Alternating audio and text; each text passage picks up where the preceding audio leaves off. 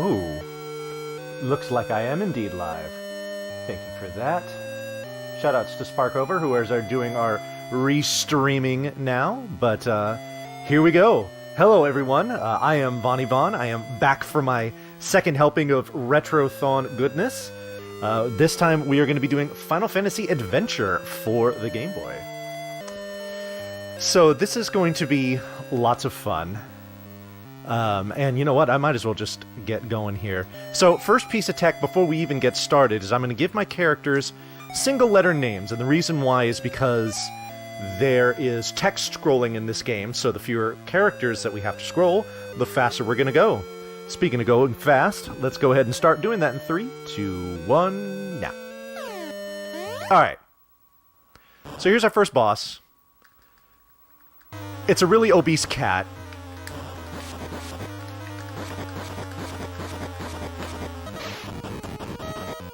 Alright, 8 hits and it goes down. So we get to see lots of lore in this game. Because text does scroll, you can't just zip through these text boxes like you can in most other RPGs. So we'll get to see a lot of what's going on. But here's the gist of it. Our Geminite hero here is essentially a servant, is like a slave gladiator. And his boy, Willie here, he doesn't die, he passes away. That's actually kind of an interesting theme here. So, he's not too happy about this. So he's going to go and take it out on the nearest thing that he can. So he's going to go back into the arena. And he's going to take on whatever they're going to throw at him this time, which is another really obese cat.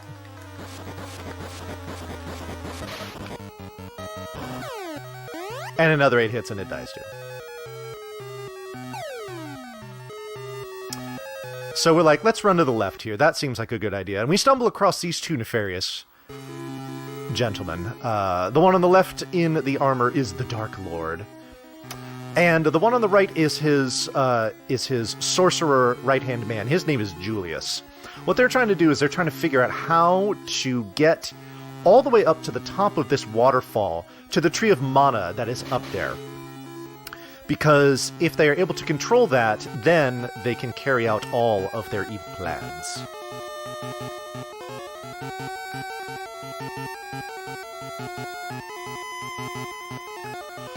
Alright. So we get knocked off this waterfall, and we do a lot of falling. That's another theme in this game, too.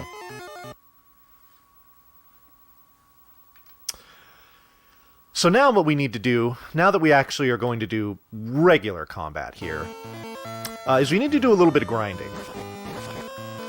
And we're going to do that off of these enemies here. You see there are these kind of black cat-eared guys that throw the daggers, and then those mushroom dudes. Well, the mushroom dudes give you 1 gold, whereas the cat-ear guys give you 3. So we definitely want to focus on killing them. Another thing we want to focus on doing is never killing all of the enemies on a given screen, because if you do, when you return to it, the enemies will not regenerate unless you do like a save and quit, and we just don't want to waste the time with that. So we definitely want to focus on places where we have the black cat ear guys, and then, you know, leave one of the mushrooms. So we've leveled up here. There's 4 different stats that you can choose from to focus on when you level up, and I'll explain more about that in a second, or not in a second, but later on in the run when it's pertinent. For the most part, we are always going to take power because we want to hit things really hard and go as fast as possible. However, there are a few exceptions where we will not do that, and I will be sure to spell all of that out for you when that occurs. Oh, there we go. So we're not too far here. I'm grinding up to 140 gold. That's my goal here. And I'm going to do that because I need to buy a particular piece of armor, which shortly after buying it, I am going to sell it back. Now, you might be wondering why I'm taking these, 2 or so minutes to grind up just to resell something that I'm going to get. I will explain that when it happens. We're almost there. I want more cat ear guys. Alright, just 8 more gold left. Okay, this should be... I'm good. And there we go. That's good enough. Alright. So, what I'm about to do is execute the only glitch that you're going to see in this run. This category is what's called warpless percent, where there's a huge wrong warp in this game that I will not be exploiting, but instead, we're going to come in here, we're going to buy the iron helmet, we're going to take it, we're immediately going to equip it. The bronze helmet that came off, we're going to move it over a slot. Save, quit, reset, continue, come back, equip that bronze helmet again, and it's going to give us double the defense that it would normally give. Sell the iron helmet because we don't need it anymore, and off we go. That's called the equip glitch. It's a great way to get a nice boost in defense for the early part of the game.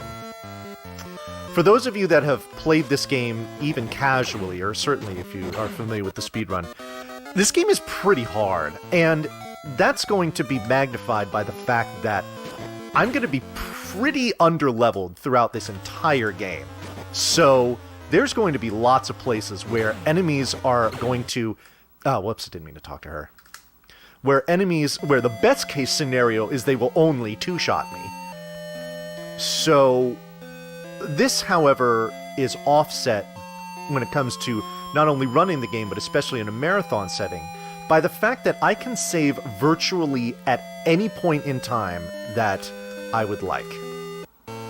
Alright, so we stumble across this girl and her now dead friend, Hasim. I'm sorry, he's not dead. He passed away. And we're going to take her along as a companion because she's looking for the same person that we are.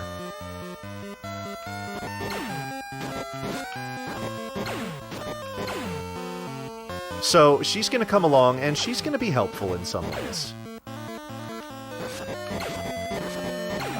In my menu, which I don't think I've really pulled up yet,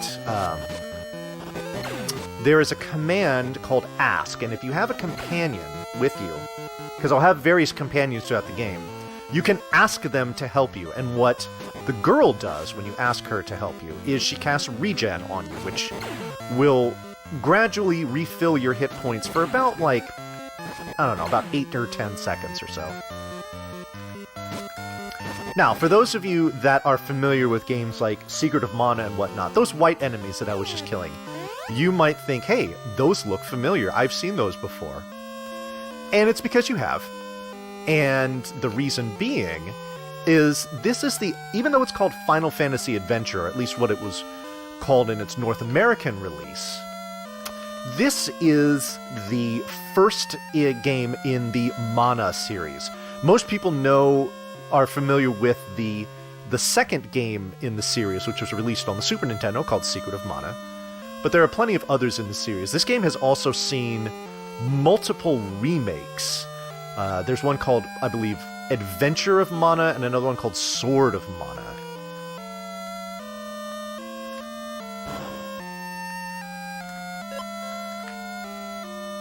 Yes, so what My Infinite Zero said there. This is a Seiken Densetsu game. That's the name of the series in Japan. The Japanese name of this game, I believe, is like, it's like, I think it's called Seiken Densetsu Final Fantasy or something like that.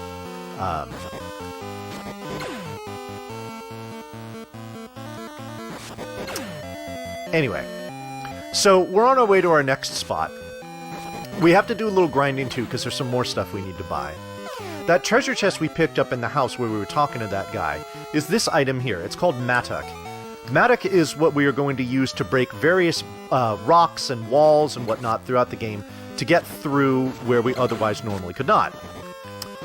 We're going to need plenty of Matuk throughout the game. In fact, we're going to need to get a little replenishment of Matuk in the next actual, like, dungeon or cave that we go into. We will be talking about how we're going to go about that once we get there. But we're almost at our destination. We need to get to 165 gold. Did not mean to get knocked back a screen here. And we are almost there. Almost there.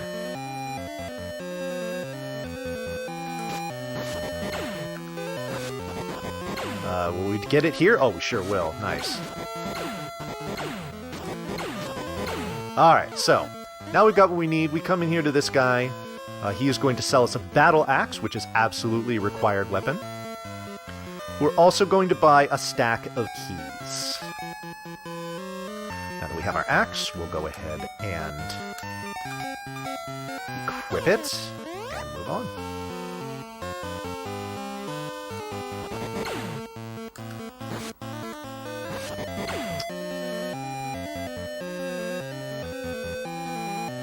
Also, shout out to the soundtrack of this game. This is the overworld theme that you'll be hearing for about the first half of the game.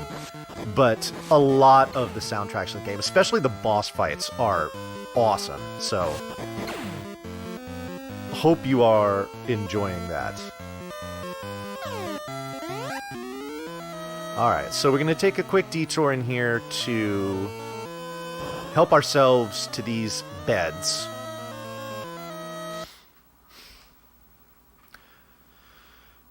The girl's going to say, you know what, you seem to be magically challenged, so I'm going to teach you Cure, which we'll use quite a bit.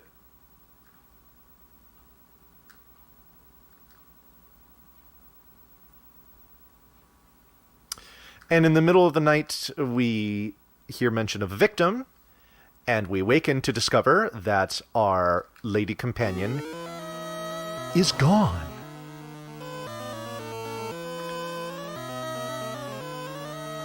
So now we need to go and find her. Luckily, I've played this game before, so I know where to find her.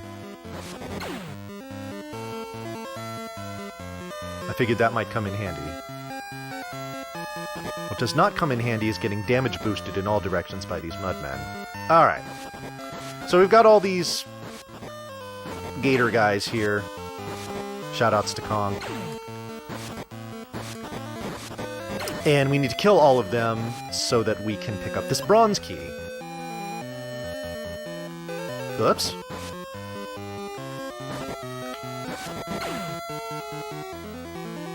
I should probably be saving so that I don't die by accident. In we go. Alrighty, so thank goodness I leveled up. So that enemy I just killed there, those are called land leeches. Shoutouts to Muppets in Space. These are the enemies in this swamp cave that are going to be the ones that can drop Matic for me. I need one of them to drop one, and they just, boy, right on cue. Thank you, land leeches. So I needed at least one. If I can get more, it's a bonus, because otherwise I'll just end up buying them later. So if I can pick them up as drops, that's not only going to save me time, but it will save me money too. So, very relieved that I got that drop that I needed so early. Okay, we're going to toss the Matic back on, break through this wall, pick up our sickle. Now, a lot of items, a lot of weapons in this game are going to have particularly useful properties, and you saw the one there immediately in the room where I picked up the sickle, is it allows me to cut through those plants, which is a requirement not only to get out of that room, but in other areas of the game as well. So, the fact that it has a much more useful hurt box range than just the sword is nice, but it also happens to do more damage. Alright, so this red mage guy here, normally you're supposed to talk to him, but we're not going to, but it's not the last you've seen of him, so remember him.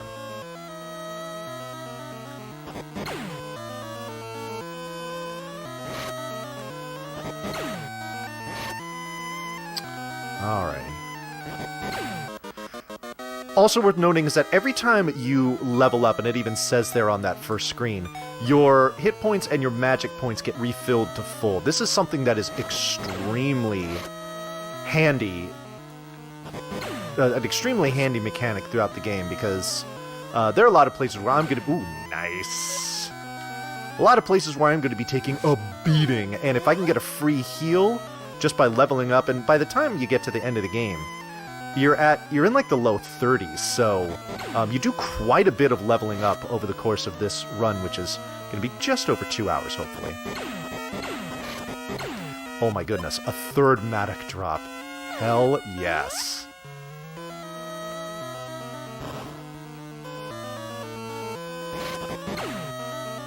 Alright. So these bubbles are really awful because at no point during this speedrun am I going to pick up a weapon capable of destroying them. So, we basically just have to deal with them. We're at their mercy as far as when they shove me around for damage and whatnot. Alright, so up comes our first actual, like, boss. Obese Cat does not count. This is the Hydra. We're basically just going to tank a bunch of damage and hit him in the face as many times as we can.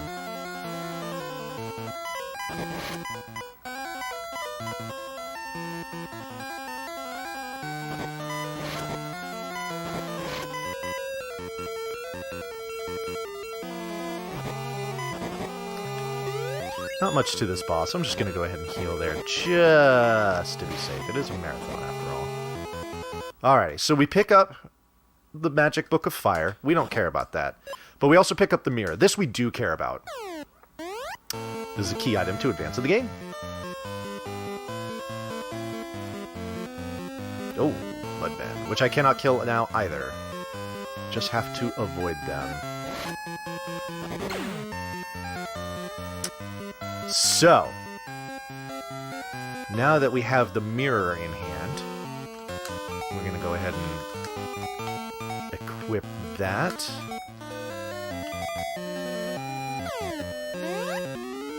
And we're going to talk to this guy, which we bypassed before. If you would have talked to him before, he would have basically told you this and turned you away. However, you show him the mirror, and he realizes, oh no, I'm actually a werewolf. He's now a dead werewolf, but a werewolf nonetheless.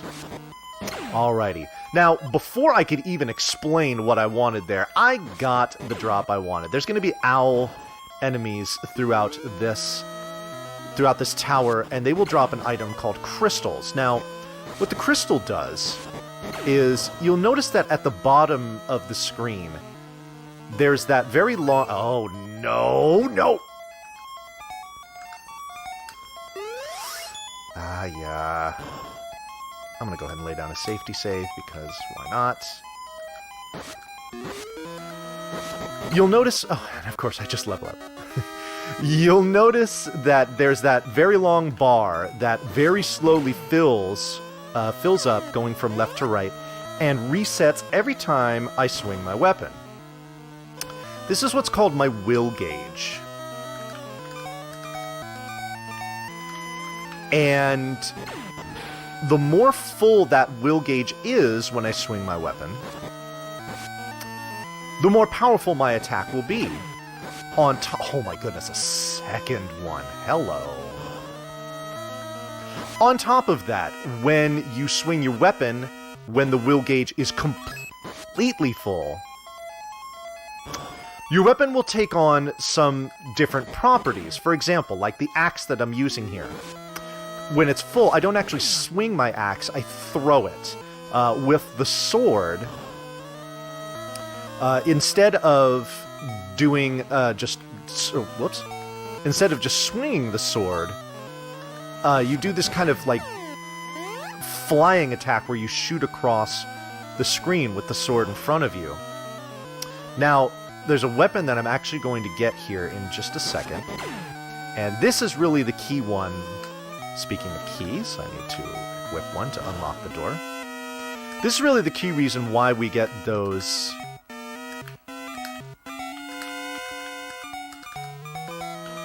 This is the key reason why we get those crystals. So what the chain does, its special property is I can hit those posts and it will automatically drag me across along with it. Now when you use the crystal, I don't think I even got to that. When you use the crystal, it immediately fills up your will gauge, instead of waiting for it to slowly creep along like you see it doing right now.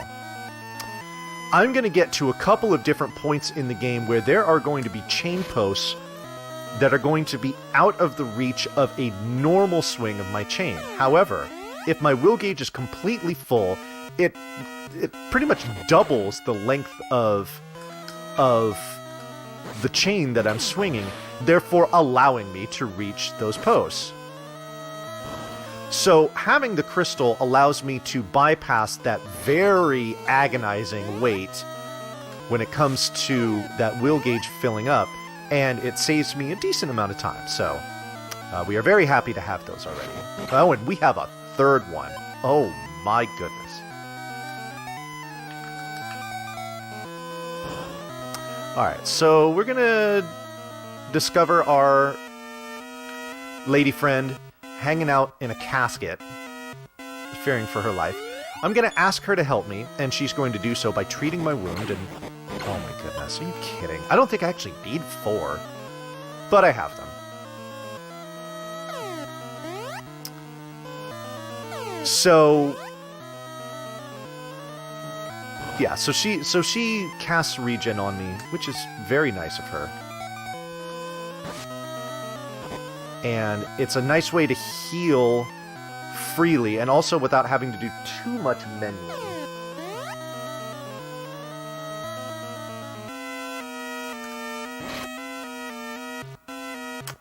Alrighty. So with girl in tow, we can now escape this tower.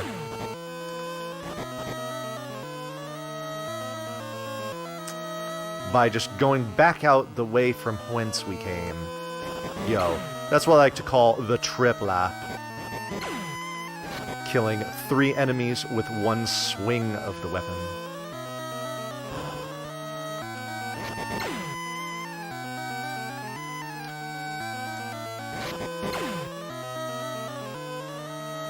And we are just about back on the floor where we started.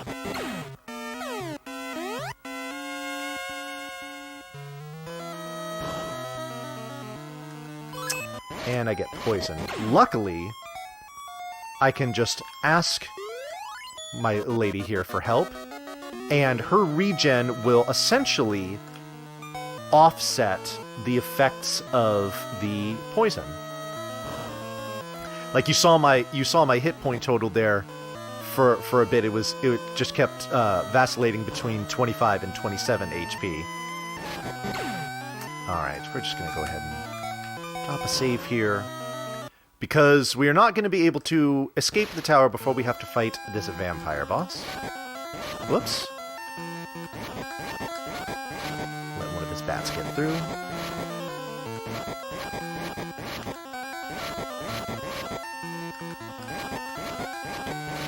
There we go. Down goes.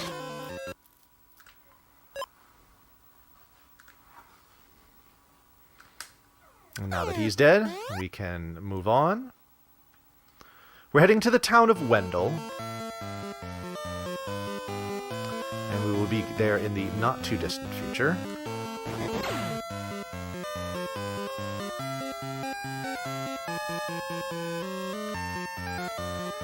Yeah, so the, killing the vampire teaches me the sleep spell, which... in this category is a spell that I will never use. However, in the any percent category that does that wrong warp that I was talking about, the sleep spell is absolutely critical to the success of that run. Yeah, hello. There's really the only spells that we're going to use in this run are Cure, Heal, hopefully not that much, Ice, which we absolutely will need on several occasions, and on one occasion we'll cast Nuke. And that should be pretty much it.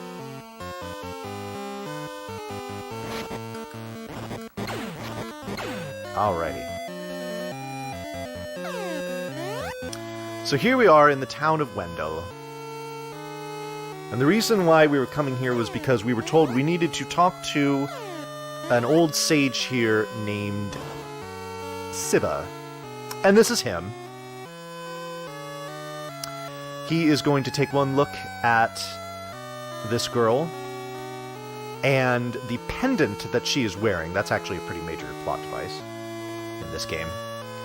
And we're going to get some lore here, so it's cutscene time.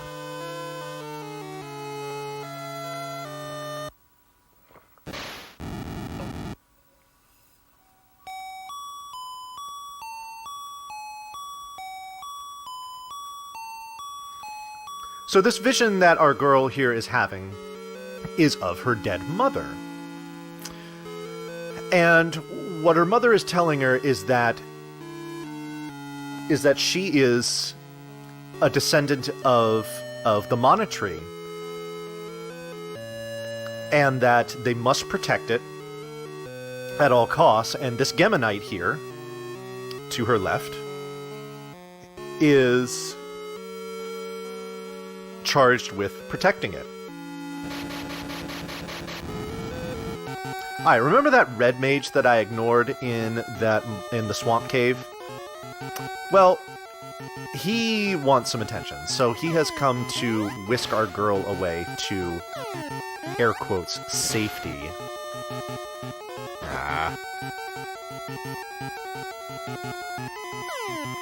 But we come out here to see him and discover, oh no, it's actually Julius in disguise. And he's now kidnapped the girl because she holds the key to that waterfall that we saw in the beginning. What he wants to do with her is get her to reverse the flow of the water so that the water will not be a waterfall, it will be a water rise.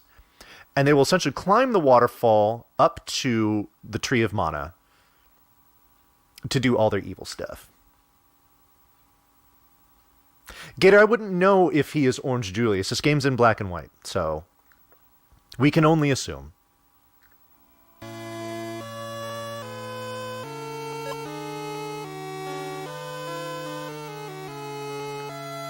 Alright, so now that we have heal,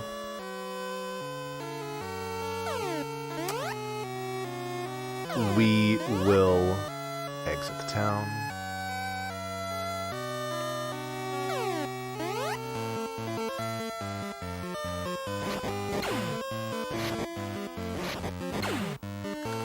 Go ahead and save here because bugs are jerks. What did I just say? Alright, so here's a nice little thing about this game. Whenever you save, you can do a soft reset on your controller at any point. I'm going to exploit this liberally throughout the run, and then there are going to be some cases where I'm doing it so deliberately that the time save is well worth it. Okay. I'm actually going to equip the chain again, because we will need it very shortly.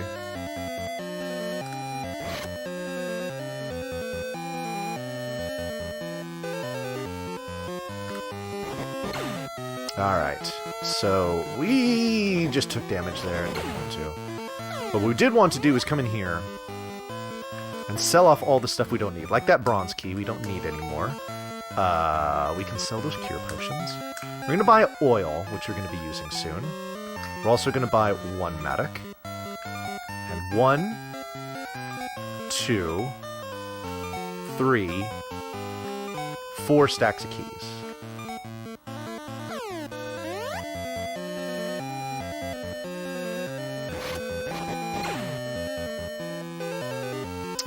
And bugs, thank you. So, I didn't mention this before, but much like the sickle cut down those plants, the axe, any axe weapon will cut down trees. Now, you see some of them leave that stump behind when you cut them down.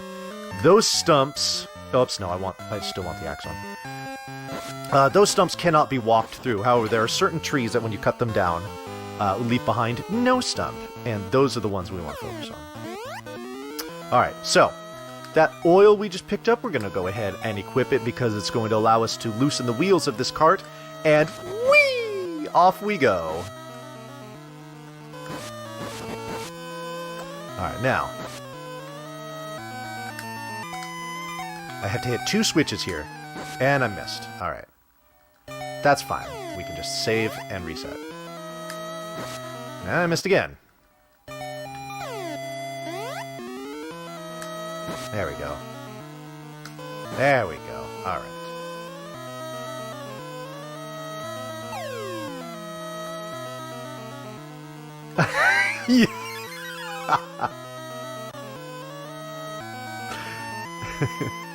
Yo, Super Brotendo, I understand that reference and I appreciate it greatly. Shoutouts to you, man.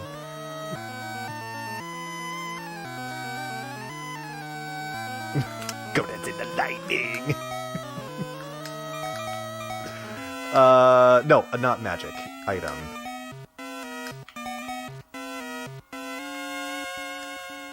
Alright, so, we discover our dwarf friend Watts here. He's going to guide us through the rest of this cave.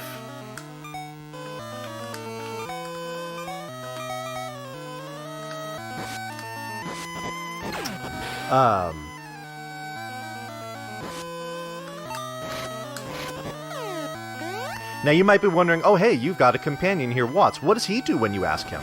Well, what he does is, if you ask him, he opens up a shop and he sells you stuff. Not terribly useful, especially in the speedrun. So we won't be asking Watts for any help. We will, however, welcome those axes that he was throwing, because those can be handy, especially against the boss. So, but let's see if he's going to cooperate enough to do that. I was hoping for that level up.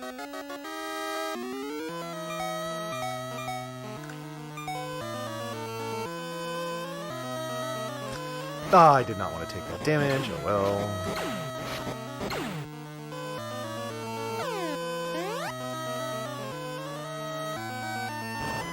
Good old Watts. Alright. Here we go. Boss time.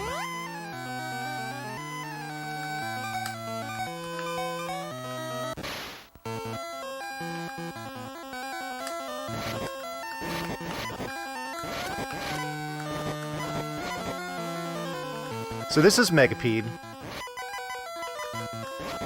Like many other bosses we're going to fight in this game, he has a fixed movement pattern, which is why I'm kind of walking to very deliberate spots and throwing out my chain at particular times.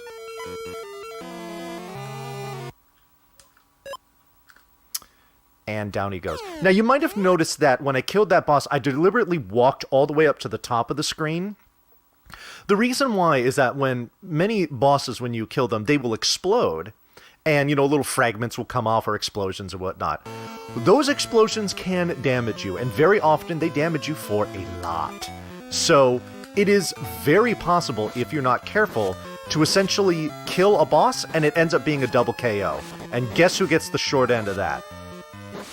So, for bosses with explosions, we need to make sure that we are not caught up in those explosions, otherwise it is sadness. Alright, so, we got silver for killing the Megapede. Watts is like, yo, I can make some cool stuff with this. So, we're gonna go see if he is a dwarf of his word.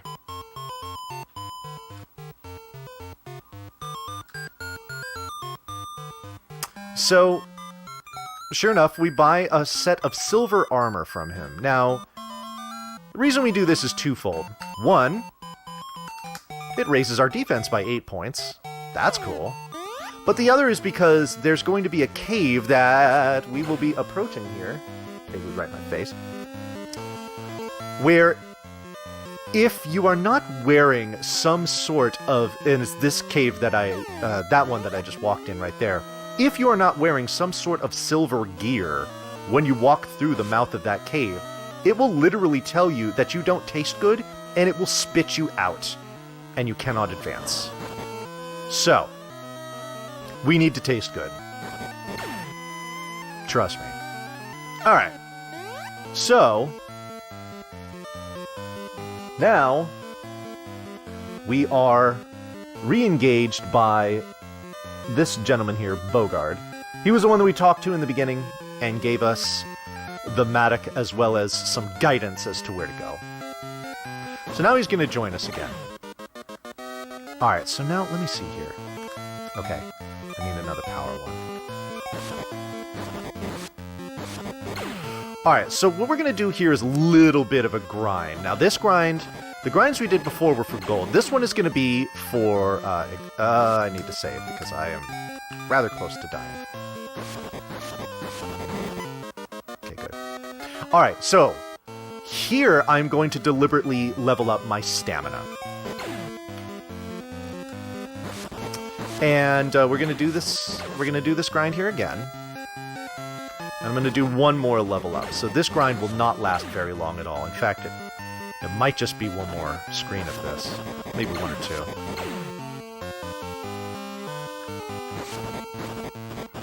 There we go.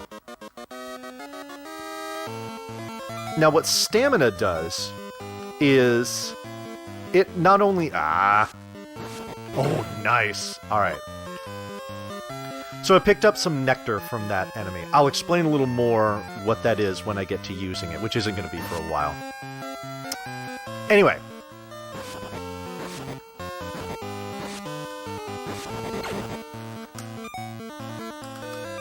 Please be gold. Yes. Hi. Alright. So, what stamina does, it does two things. First of all, it raises your defense power. It also raises your maximum hit points. That's going to be the more important part. Alright, before I get done with that, you're going to see the power of the crystal here. So I'm going to equip one of these crystals here, pop it, and that will gauge gets filled up completely, and I can just whip my way across. That one saves at least 10 seconds. There's going to be... Oh my goodness. There's going to be a couple other ones that will save a shorter amount of time. But will still be nice to have anyway. Alrighty, so where we're headed now is for this docked airship. We were told by Bogard that Julius is here, and he's refueling.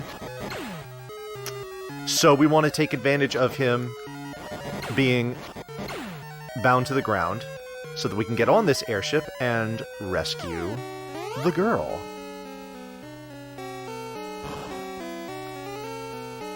Alrighty. Okay, I have an extra set of keys, apparently. Alright, so you might recognize that enemy that's over there on the right-hand side. Those are I Spies. Those are ones that are very familiar to Mana fans as they use throughout the series. There's going to be several enemies in here. I pointed out the Rabbites before. You've got these I Spies here, and I'm going to save just so I don't get screwed. Oh boy. Woo! That was some fancy dancing right there. There's the I Spies, and there's going to be several others, so we'll be sure to point those out.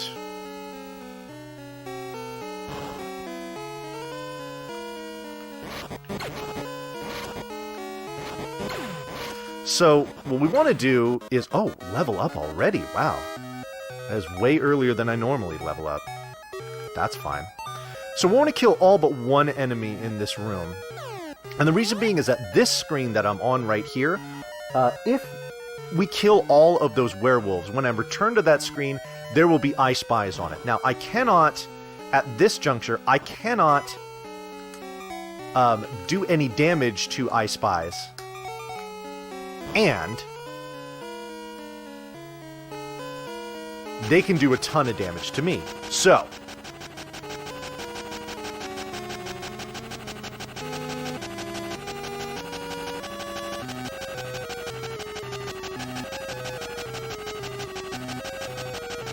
there we go. So anyway, so if we have an opportunity to avoid having to deal with any of them at this stage of the game, we will take it.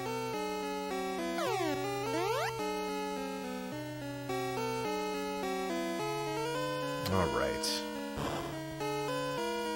Thank you, ghosts, for not being in my way. It's much appreciated. Those ghosts only take damage from your fire spell, which I'd rather not have to use if I don't... if not necessary, because...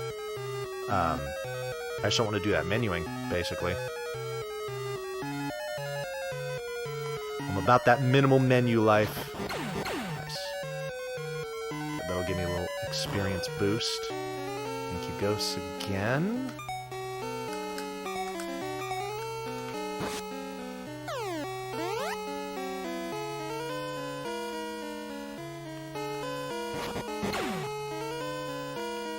Alright, we're almost to the end of the airship here. Just a few more screens, really.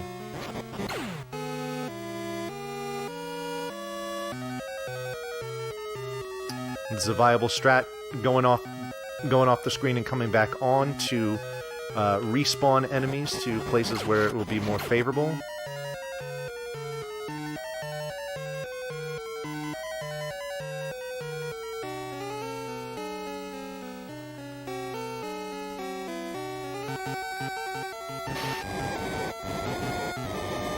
Alrighty, so we go to get the girl.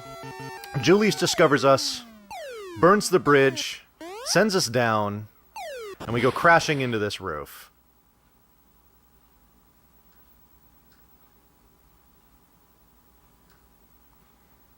Alrighty.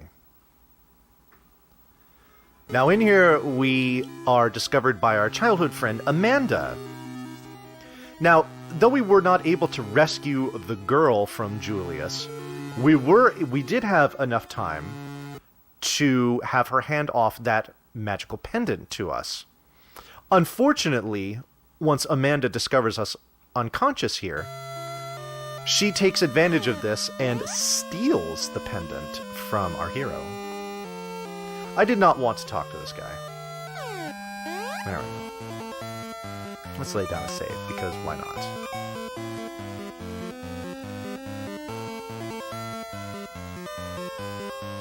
Alrighty, so we're coming up on one of the more difficult dungeons to deal with in this speedrun, the Medusa Cave. I really hope it's nice to me up to and through the boss fight. We shall see.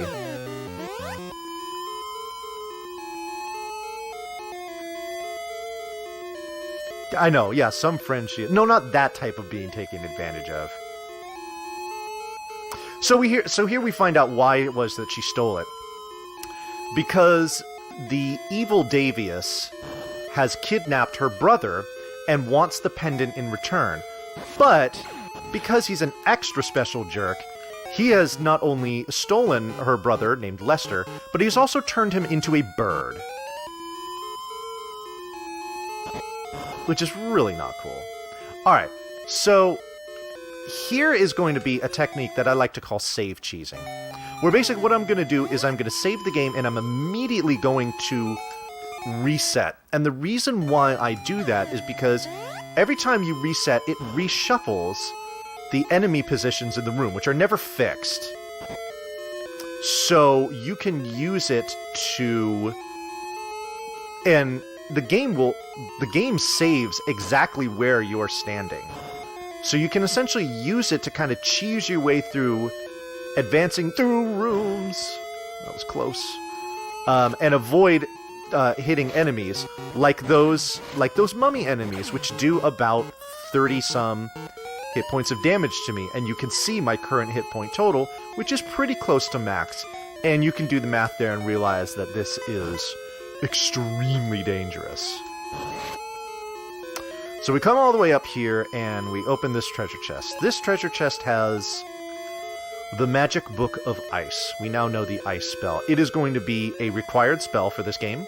It's also the most frustrating spell to deal with, and you will see why when the time comes to use it.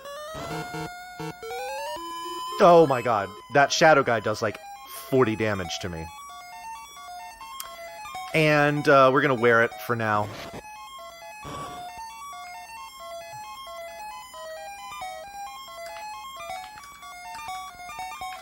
He's also cast Darkness on me, which is why you see that palette swap there.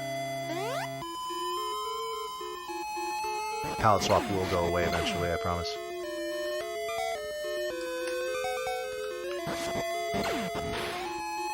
Okay, so push the snowman onto the tile, open it up, right? Sounds simple enough. Well, now we have to create our own snowman. Also sounds simple enough, right? It can be made more difficult when you realize that the... Oh, I actually will take that. That is beautiful. What a great drop.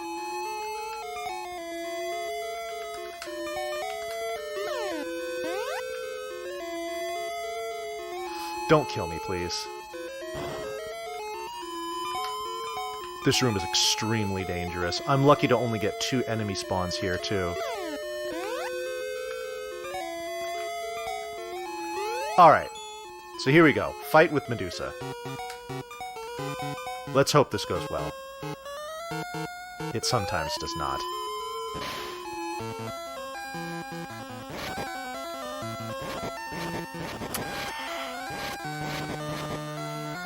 That's a bad start.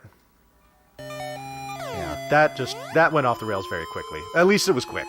The death. So we shall try this again. Ah, that's the pattern we want. We want her moving down.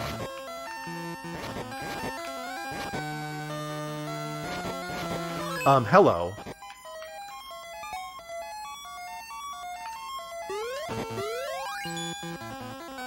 Fortunately, that's what our helper Amanda will do when you ask her if she will unpetrify you.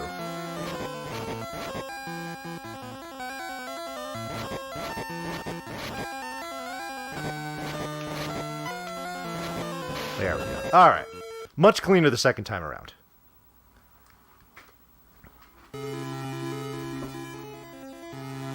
So, the reason why we killed Medusa is because Amanda was told that the tears of a Medusa will reverse the curse that was cast on her brother. However, during the process of battling Medusa, one of her snakes has bitten Amanda. And as the lore goes, if you are bitten by Medusa, you will become one yourself.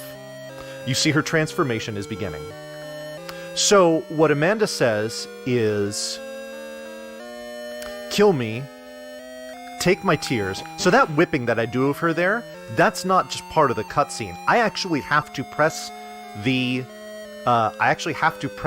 button, my attack button, and hit that NPC. So then we take her tears, and we're going to use them to bring back her brother. Such a noble sacrifice after being such a jerk and stealing my stuff.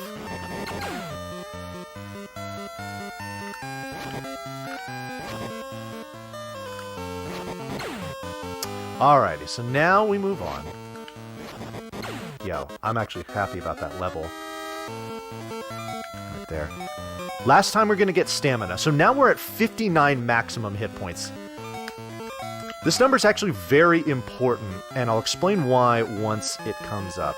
But first, I need to kind of pay attention to what I'm doing because I've got a lot of shopping that I need to do.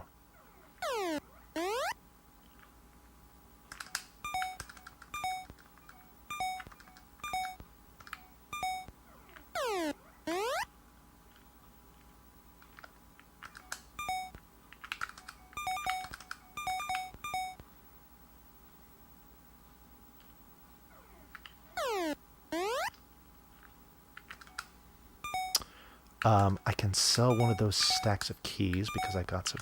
I'll sell that gold.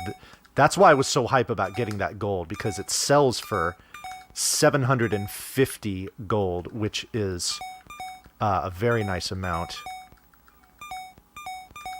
Okay, so now I'm just going to buy as many X cures as my inventory will allow me, because I certainly have enough money.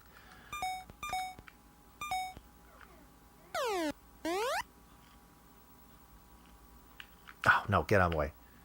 So the way that you talk to NPCs in this game is you just walk up to them.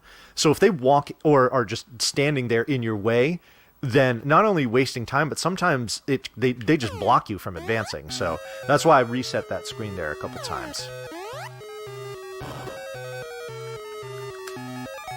Where's Amanda? There it is.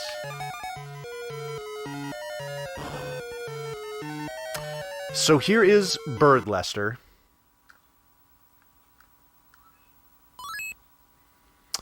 And sure enough, the myth that she was told was correct. Lester is now human again, and he is now going to join us. Now, what Lester does when you ask him, if you're wondering, is he changes the background music. And I'm serious. That's literally all he does. Nothing at all useful. I actually used that as like a donation incentive for another fundraising marathon that I was running this game for. So, it's cool for that, but as far as usefulness, literally zero.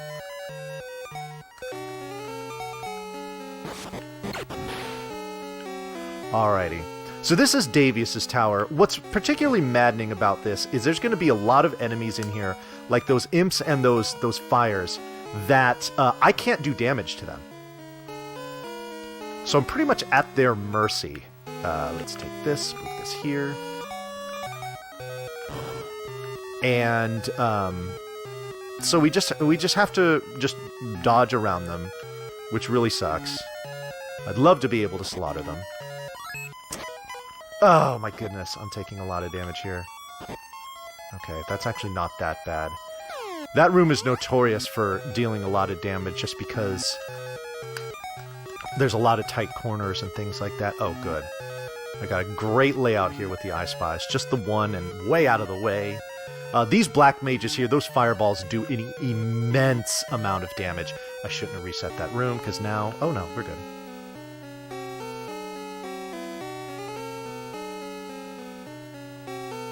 Oh, good.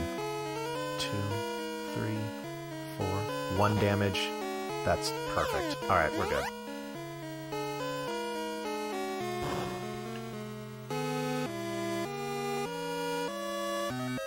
I'm gonna go ahead and kill these guys and see if maybe I level up again, because I leveled up early. No, okay. That's fine.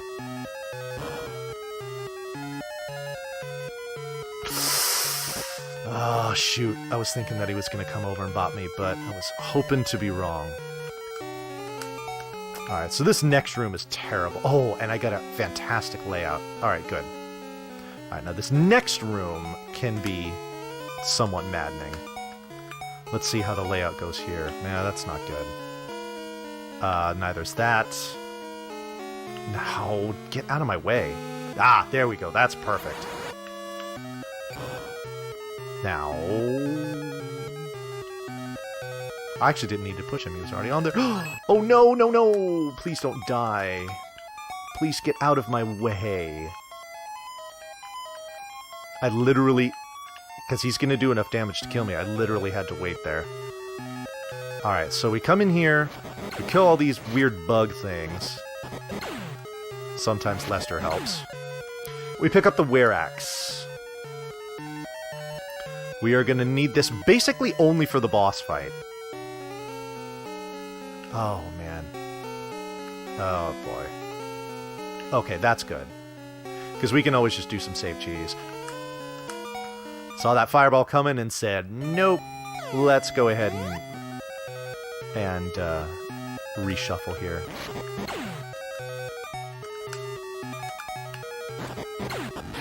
I'm actually going to toss a cure on here because...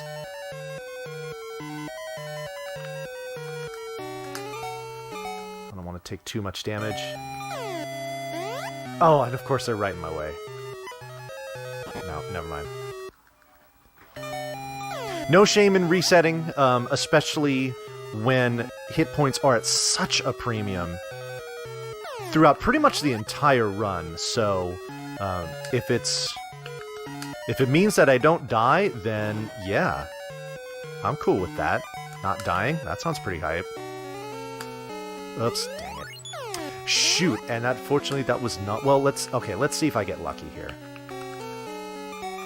Then we're going to equip the Were-Axe. Alright, so we're about to fight Davius. If he starts out by moving right, I'm going to reset because the difficulty that it will be to recover from that is just, it's too much.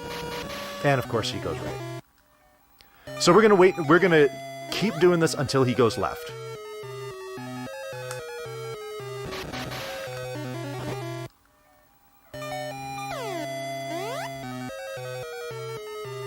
My record is 9 times in a row that he's gone right. Okay, we're at 3. Yeah, oh, the music for this boss is outstanding. There we go. Alright, so basically we just stand here and just tank damage and just wail away at his face. And we use a bunch of those X cures that we bought to keep ourselves from dying.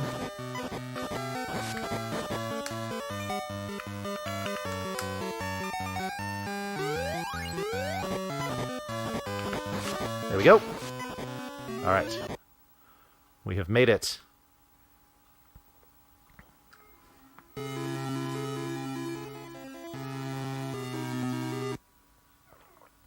Alright. So now that we've defeated Davius,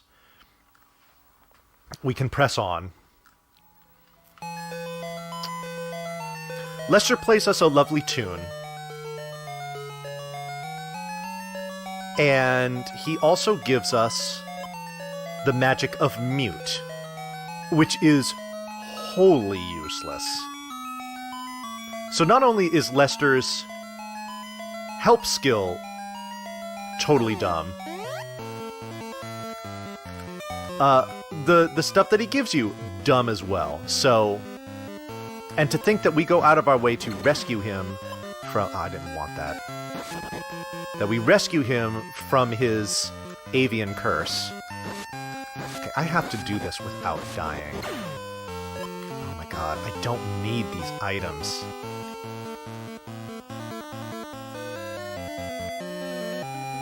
Alright.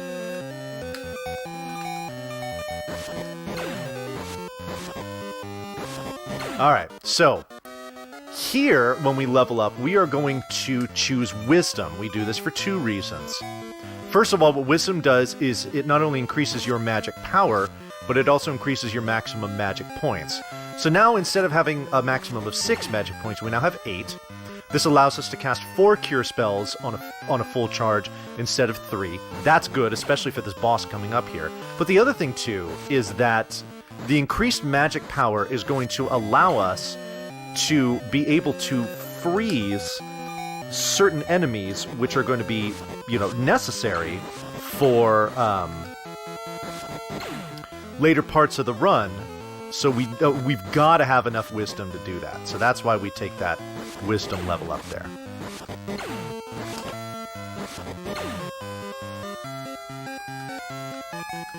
Alright, so into what is a fairly brief cave here. These mummy guys still hurt a lot, so we're gonna cheese our way through that.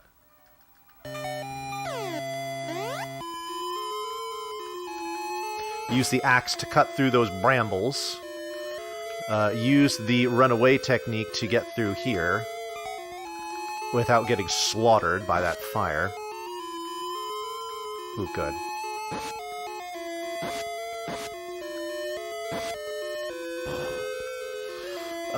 Use the hope and pray technique here so that I don't take too much damage. Oh, I spy right in front of me. No, thank you. Don't want him there either. Okay, that's good. Alright, let's equip our cure magic. Save here. Now it's time to fight Metal Crab.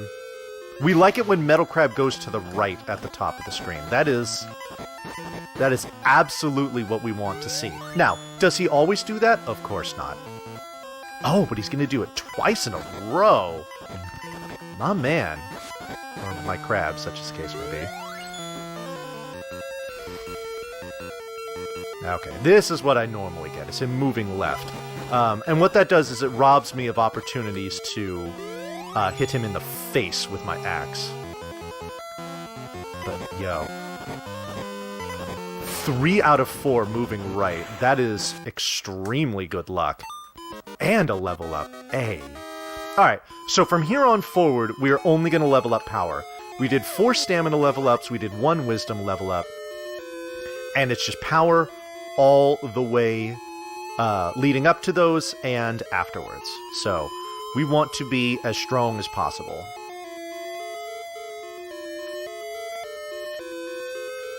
Oh, hey. Nice.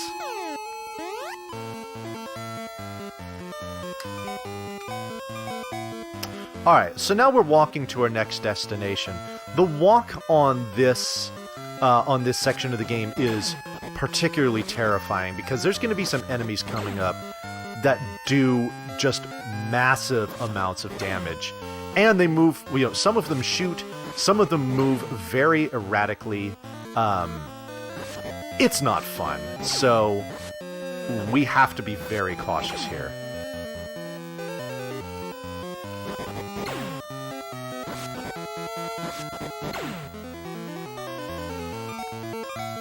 I should have saved before I came onto that screen, because those guys can just pop right into you and do about 50 damage.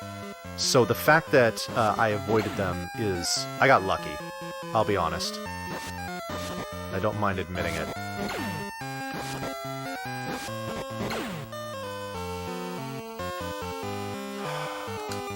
I hate these stupid things. Okay, good.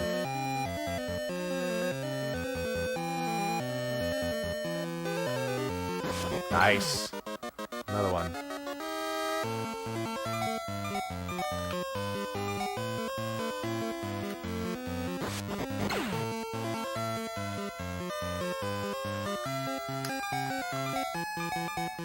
This particular screen is no fun, because I have to go all the way to the left side here, cut down these trees, and then come back. And meanwhile, these enemies can jump up and get in your way. See? Oh, good. Decides to get out of my way. That's fortunate. Don't jump up into me. Okay. He could come back to the left, but he didn't. He's going to jump out of my way. This is actually a really good walk. Really good. Oh my goodness. Hello. Thank you very much. That's the worst of it. Ah, I didn't want to take damage there, but whatever.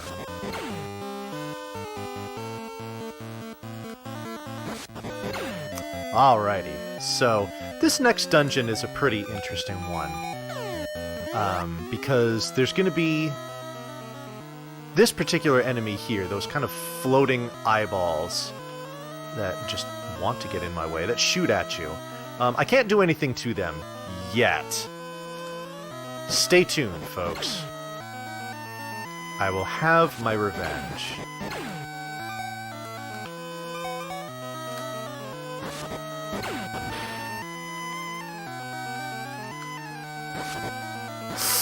Ow. No, I did not mean to do that. Push, then hit. There we go. Okay.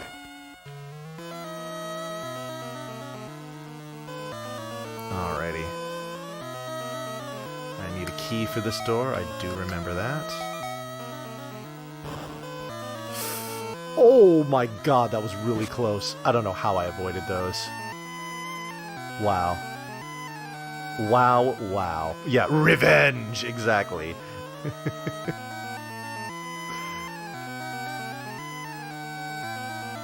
Ghosts. Thank you. Alright, this next screen can be really crappy, because there's just a narrow bridge that we have to go across. And normally those enemies, which I can't kill, like to get right in the middle of the bridge. Alright, so here we go. Boss fight. Before we go into the boss fight, we are going to equip this nectar item. I'm going to save. We're now going to use the item, and then we're going to do an extra menu. So now, what the nectar does is it increases my battle power for a temporary amount of time, which is extremely important on this boss because he has such high defense and normally takes a lot of time to kill otherwise. Oh, also this boss will one-shot me no matter what. So we have these very particular safe places where we stand so that he cannot whip me.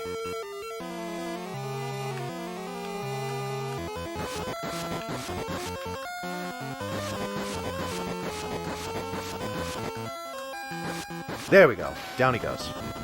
That fight takes probably about twice as long if you don't have that nectar. And I'm telling you, one slip up and it's death. So our reward for that is the Morning Star. This is the revenge we were looking for. This weapon is very powerful and allows us to kill these enemies. Which is great, because I would love to level up, as I am doing right now, so that I can have full hit points for another boss fight, which is honestly going to be coming up in about 30 seconds. Ooh, X-Ethers. Those are going to be particularly handy. In fact, let's see if we can get some more. Just take a second to kill these guys. Nope.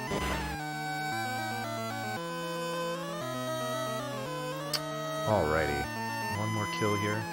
I think I only got the one nectar, so...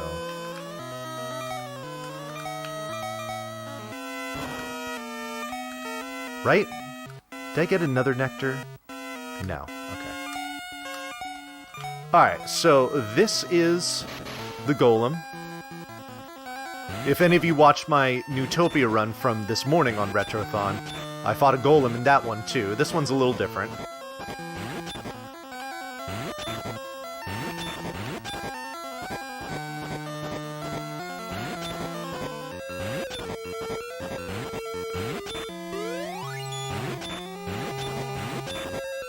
Should be dead soon. Oh boy.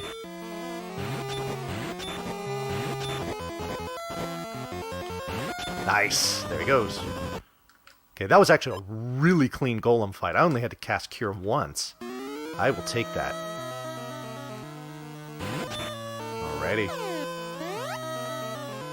So now that we're through that cave, we have our Morning Star. Oh my god, just let me in. And I can't kill him. I actually have to save cheese here. That's amazing. So, one thing that's particularly annoying about this game is that when it comes to stepping into doorways or onto staircases and whatnot, if you are in iframes when you step on them, you will actually walk through them and you won't trigger them. So, if you have an enemy that you cannot kill that is literally standing on or in front of one of those doorways, guess what? You're not getting through it.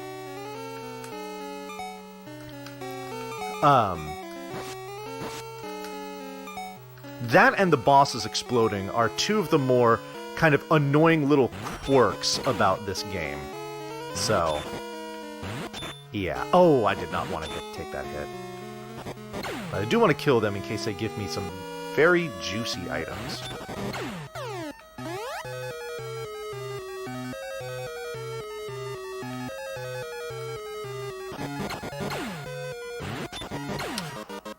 That's awesome. Okay, now.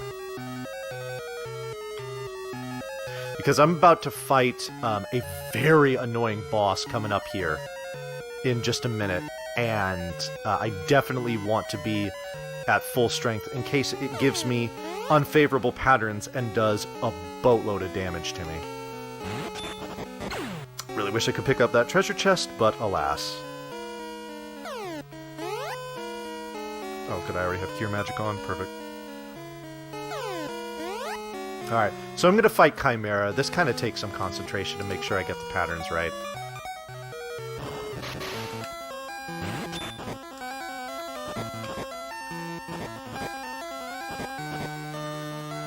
This is what you don't want to see, are the dives.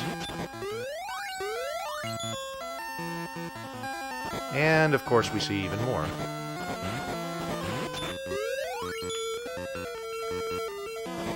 Okay, good. I only got 2 dives. I can live with that. And we rediscover the girl. So, we have girl, that's great, but now we don't have the pendant. So it was the inverse issue from what we had before. So now we need to go and get that pendant back. But along the way, we're going to fight these enemies here, these black wizards and these black helmeted enemies. We're going to do these, we're going to take the time to kill every single one we see here. Several reasons. First of all, they're great experience. Second of all, they give a good amount of gold, and we have a very expensive weapon that we still need to buy. But then also, you'll see some of these items that they drop. The soldiers will drop X cures, and the black wizards will drop X ethers. We want to get as many of these as we can, and if we're lucky, we can stock up on all of those items that we're going to need for the rest of the run, which is about halfway done at this point. I want to say this is one of the longer runs that we have here in Retrothon. You just saw Dragon Warrior. That took about 2 hours. This is going to take a little over 2 hours. Mandatory about 40 damage or so there that I just have to eat, which is awesome. I also need a key for this door.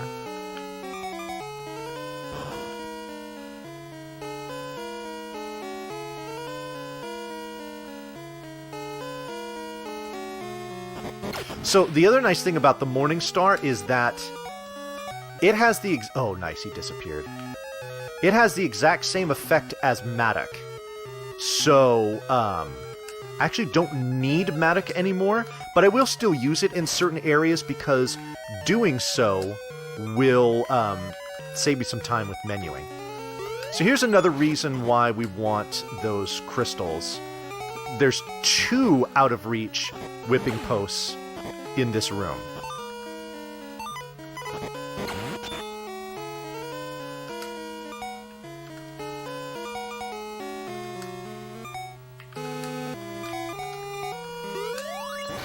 Ooh, that was a lot of damage.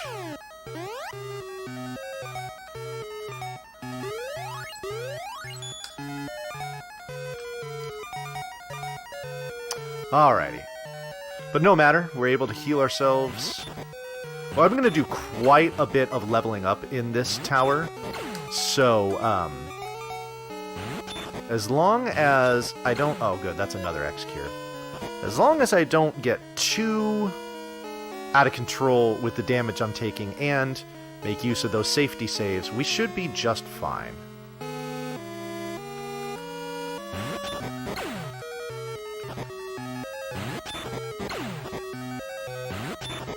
There we go.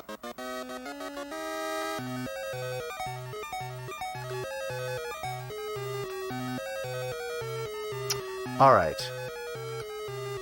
So here's one of these examples that I was talking about where the save cheese can save you a lot of time. Normally you have to go all the way around that room, avoid those werewolves, and try not to destroy those treasure chests, otherwise that door will shut. Instead, we just trick the game into thinking we're standing on it when we're not with the save and quit, and it allows us to proceed. Ah, okay, now, I got turned to stone. I can use heal to get rid of this. Now, that menu there to switch back to cure was important for this reason. The game is glitched such that whenever you cast heal on yourself, it cures whatever status effect is on you, but it also drops your defense value to 0. Now, the way that you get rid of this is you do something else in the menu, like you equip something, or you pick an item, or a spell, or something like that, which is what I did there. Otherwise, the very next hit that I would take, especially, you know, at this juncture in the game from these enemies, it would kill me in one shot.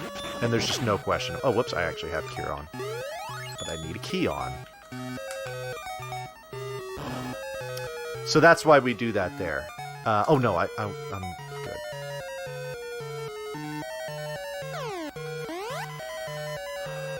I'm actually going to ask for some help here.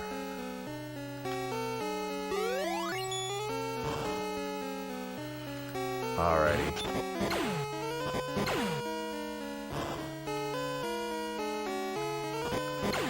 Let's see if we can get some X ethers maybe. Damage, not cool. Ask for some help again. Alright, I'm going to turn on ice because we're going to need it for this next room. This next room can be really challenging, so let's see. Oh, this actually is really good.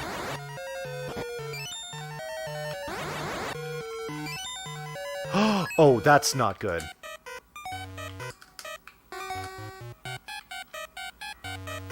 Damn it. I had the layout I wanted, and then I got turned into a Moogle.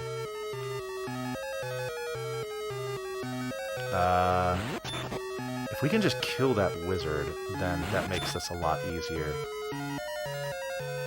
Because I don't have to deal with his shenanigans. Oh, come on. Thank you.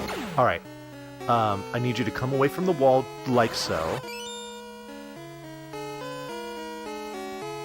And I need you to come out here. Come out. Come out.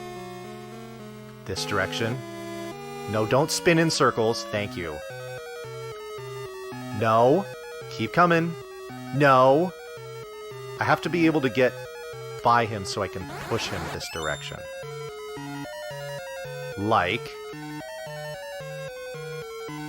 so. Now that I have both of them on there, I can open up that treasure chest. That room is wonderful at wasting time. In case you hadn't noticed. And the level up right afterwards. That is perfect. Now, what I was telling you before about the heal spell, lowering your defense to 0 once you use it, same goes with being a Moogle. When you are a Moogle, your defense stat is essentially 0, but the effect persists even after you've been quote-unquote cured of your Moogleness. So you need to do one of those menus there to get yourself back on the right side of your defense value as well. Ooh, that's an X Ether. That's definitely cool. There are going to be points in the game where I will want to be able to replenish my magic points without needing to level up. So that's what the X Ethers are for. The X Ethers have only one use, whereas the X Cures have 2. Alright. Speaking of cure, I'm going to go ahead and put that on, and now we confront the Dark Lord. This fight is just very frantic flailing with the Morning Star and just curing. There's no real science to this. Except hopefully you don't hit him while he's facing you. Otherwise that shield of his blocks it. So I like to kind of stand off to the side of him if I can.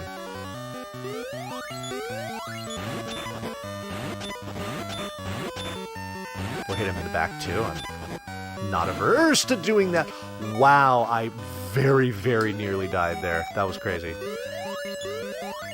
I got a low damage roll on the damage that he did to me, and I'm very happy about that because I didn't die. There we go. Okay, he died instead. That's better. Alright, so we got the pendant back. But unfortunately, it is inauthentic.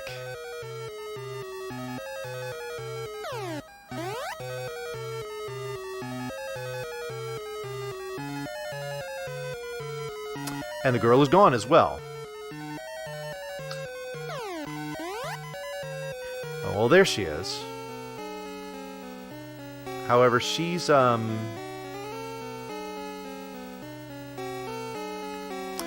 responding, which is a bit of a concern. So we're going to go back to the waterfalls to find her here.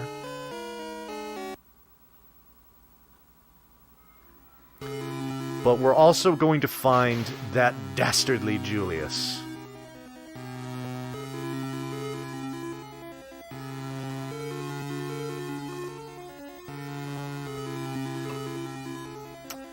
And what Julius is going to do is, with Hypnotized Girl and Authentic Pendant,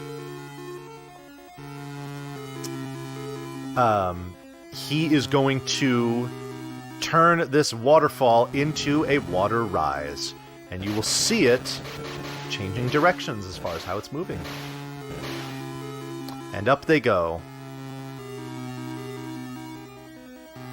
And as is canon, Fire Blast from Julius makes you fall.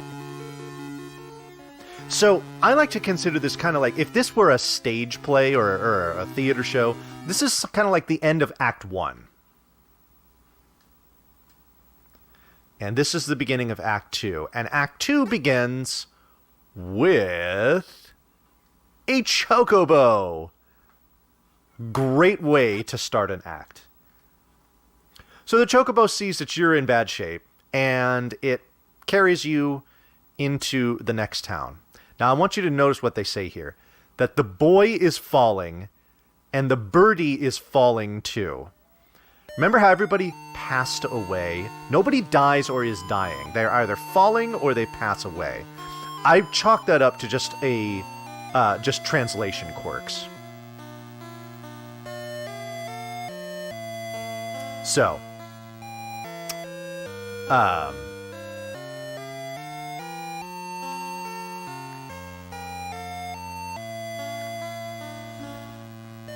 so now we see we're back here with Bogard. Bogard is really upset because his back is broken and he can't really do anything. Alright, so hold up. We need to come in here and we need to sell... you know, but let's sell this ruby, which I don't need. Let's sell this fang that I don't need. I don't need this crystal, so we're going to sell that as well. We're also going to sell our weir axe. And then we're going to buy a flame whip.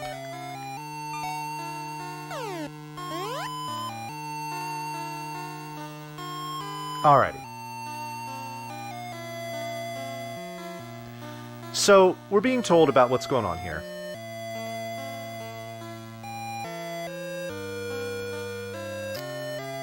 Which is that we all know that our hero here is the chosen one.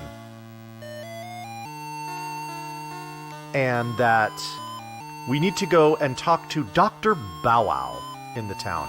We don't need to talk to this guy, who just decided to just swoop in and get in my way.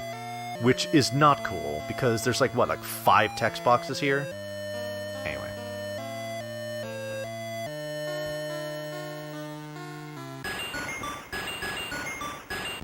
So, we hear this bizarre noise, and it gets even more bizarre when we walk in, and we basically see a beard with arms has turned our Chocobo hero into a cyborg named Chocobot.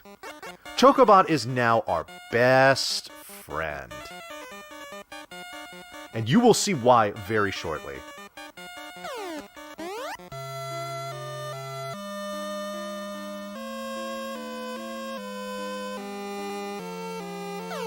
So, we go and talk to our bird, ask him if we want to take him with us. Yeah, we do. And then we ask him for help. This is what our Chocobuddy does. He runs really fast, he ignores enemies altogether, but then, most important, he can skitter across water.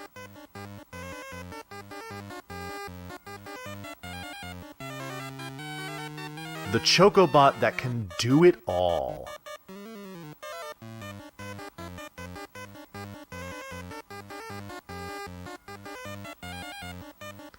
Alright. So let's equip our axe. Let's disembark our bird. Because you cannot swing weapons while you are on the bird.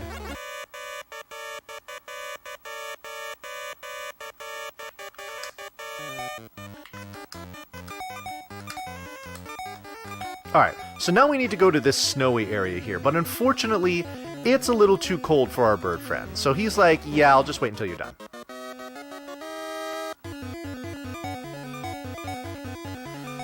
What's coming up here is, in my opinion, the trolliest dungeon in the entire game. It is the Ice Cave. For those of you that are familiar with the Final Fantasy series, you know that if it's a Final Fantasy game and it has a cave of ice, that cave of ice is going to be extremely difficult.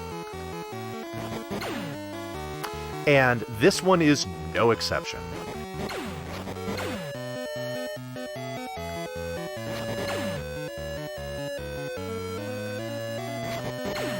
Ooh, I actually probably should have picked that up just as a little bit of safety. Although I do have X Ether, so we should be fine. Anyway. We'll be entering the cave shortly. Okay, well I get it there, nice. So that item, Blizzard, when you use it, it has 2 charges, and each time you use it, it will cast the ice spell. Pretty useful if I need to cast the ice spell and I don't have any magic points. Alrighty. So let the fun begin. This is the ice cave. One of the nice mechanics about this, and I say nice in air quotes, is it's got these ice blocks here that push you in set directions when you step on them. And, I mean, we've seen these ice blocks before, but now they're all over the place.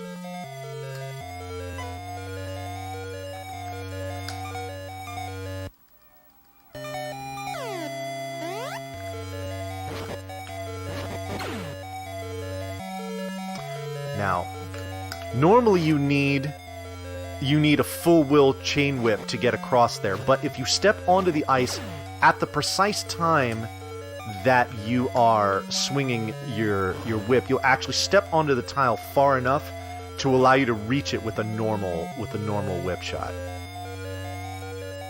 I got a really favorable pattern there.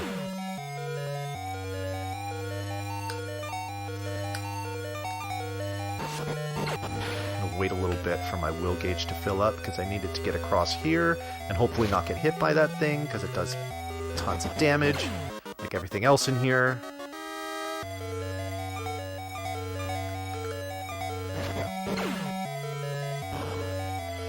Ooh. Oh, got out of my way. Perfect. Nice. Ow.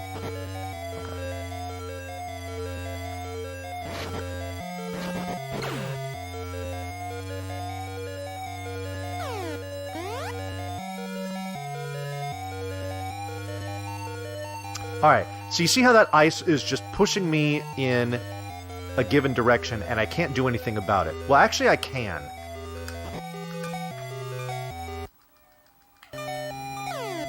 If you save and quit while you are on ice,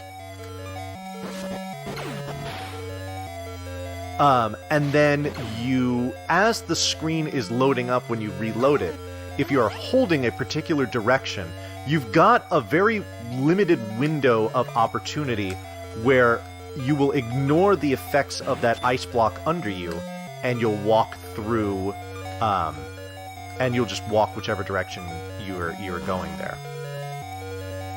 So, we take advantage of that to skip, several rooms where you would normally have to go sliding all the way around in big circles. We ain't got time for that.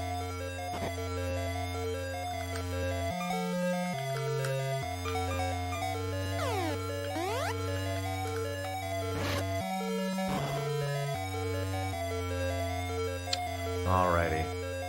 The fun stuff is really coming up here, and in fact, this next room is part of it. This room can get really wacky. Let's see how this works. Ooh, good. See, now you got these guys floating around. Oh, shoot! I stood too close.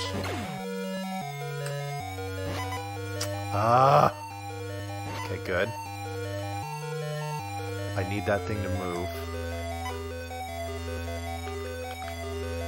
There we go. Okay, good. Alright. That room can be a big reset point because, the ice can just shove you into a bunch of damage. It can just get bad. So, that's why I call that room a little wacky. Alright.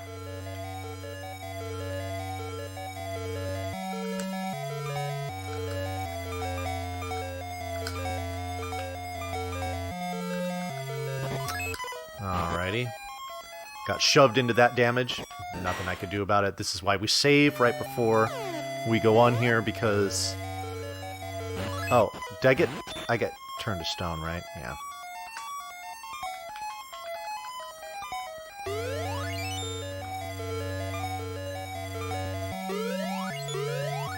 Oh, can't hit that guy. Can hit that guy. Oh!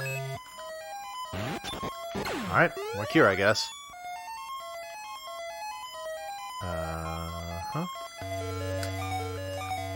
I usually get shoved into damage here.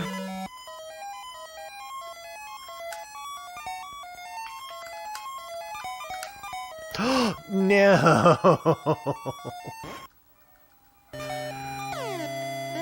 Oh, dang it. Alright. That's right. Oh, no. I need my chain. No. That one. Thank you. That's better.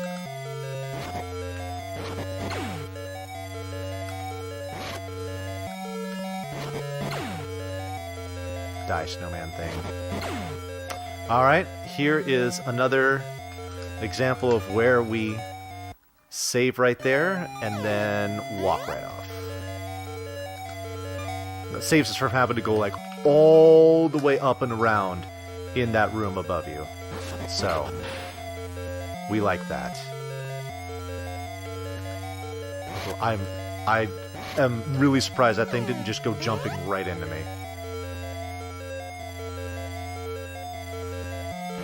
Ooh, a level up. That's actually really fortunate.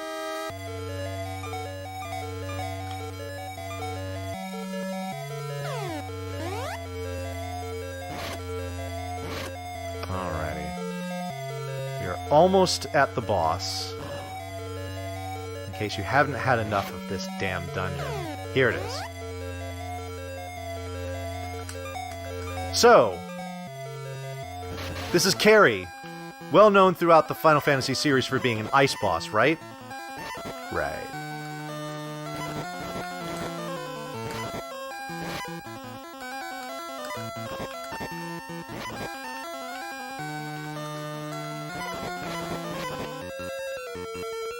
Another one with a fixed movement pattern, that's why you kind of see me going to specific spots and waiting. Also, shout out to Carrie for not exploding when she dies. So, she doesn't have that kind of double KO capability. She just flashes and disappears. I like that. Alright.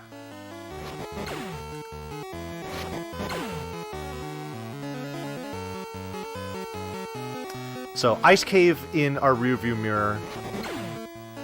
We can now return to our Galliform bird friend, Chocobot, as he is named in this. There we go. Please die. Thank you.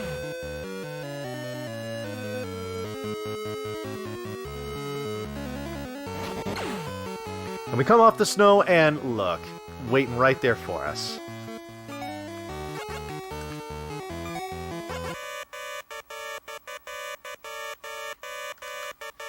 Need our axe here to cut through these trees. Hey, got it. Alright. Oops. So we use the bird to run over here into this town. Unfortunately, the bird can't come into towns with us, so we have to make sure that we disembark our bird before we go in anywhere. And we're going to come in here and we're going to talk to Siba again. And he's going to give us the bone key, which we will need to get into our next dungeon.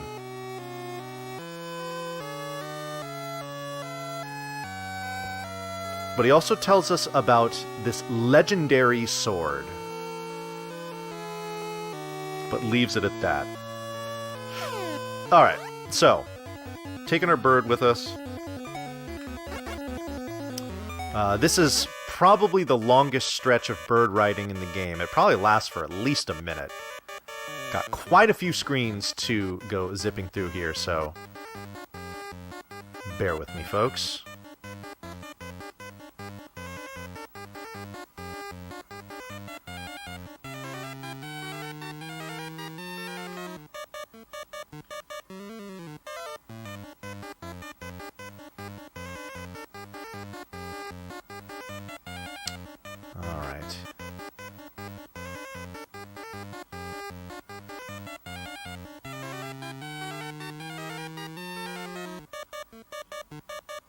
The fact that you can avoid damage altogether while on this bird makes it perfect for speedrunning. Because you see we just walk over enemies like they're not even there.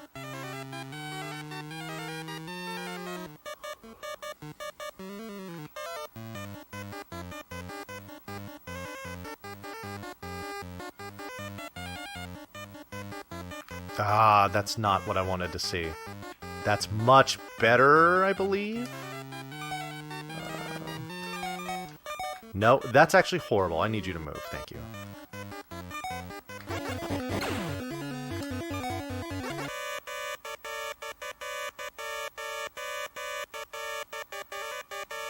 Alright, so we just needed to get off the bird to hit that whipping post. Come back here. Now we've got these, like, floating pine cone things. I don't know. Or maybe they're artichokes. But we can blast through these with the Morning Star, which is good.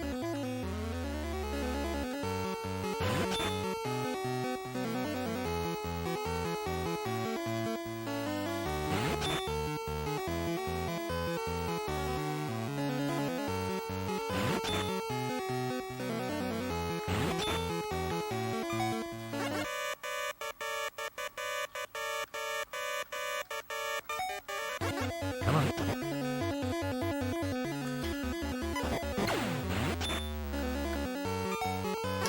You see, we use our bird here as much as possible. We, you know, whenever we have to whip through these, we obviously are going to get off. But then, whenever we have a chance to just go run and clear through at least a couple screens, we'll get on the bird. Now, here's an exception. This one, I was too late. I took the damage. Dang it.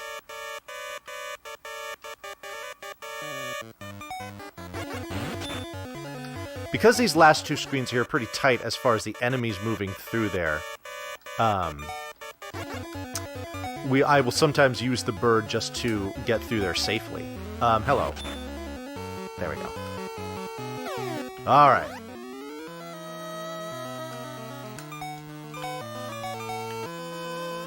I need a key for this.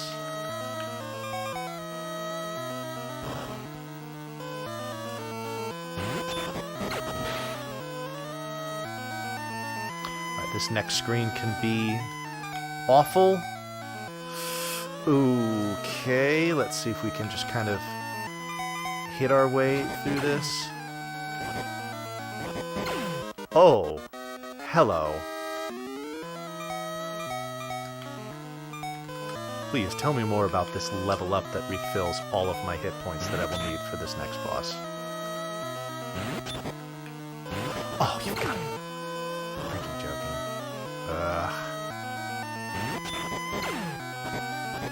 Dude, fish? Thank you.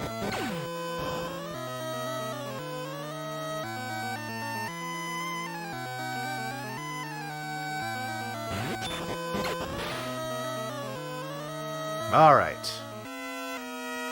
Actually, no, we're going to use an item. We'll use one of these XQs.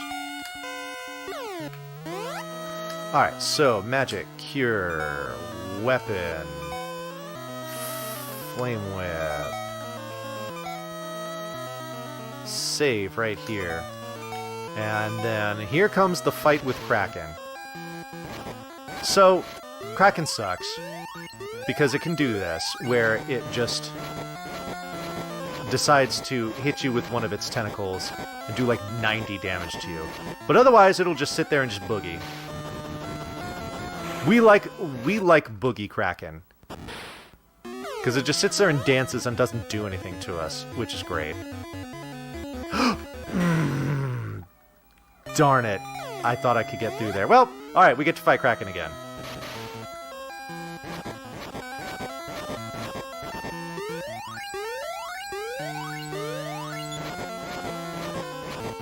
I usually like to save in front of the cave, which is like 2 screens away, but that turtle thing had other ideas. Okay, here we go. Kraken down again.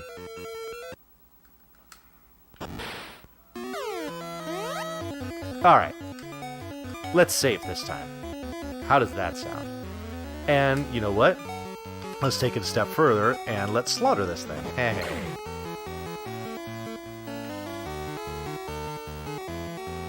Alright. Oh, don't touch me. Alright. So now we're going to equip the ice sword that we got from destroying Carrie, and use it to cut through a lot of enemies in this next dungeon.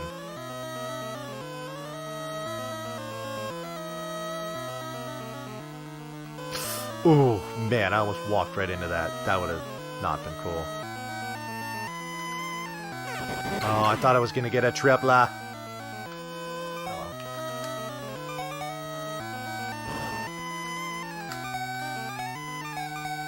Alright, so this next room coming up here is a doozy. So we're going to use the X-Ether here because I'm going to need to be able to cast...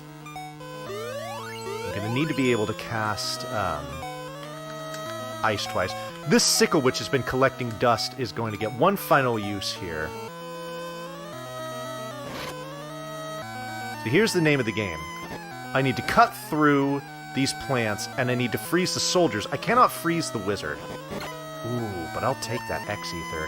And I'll also take that treasure chest, because now, that treasure... Ooh, boy, good thing I had...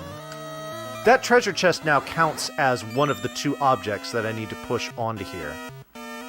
Now, this soldier being right in my way is not cool, because I want to get him out of my way, but I can also destroy that snowman.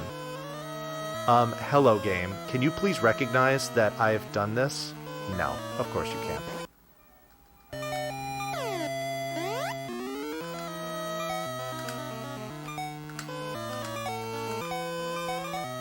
Cool, so we get to do it again.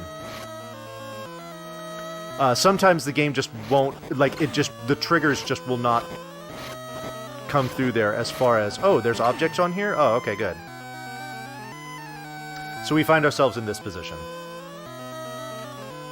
And I'm freezing you, putting you up there, and you are right where I want you. Don't do it to me again, please. Thank you.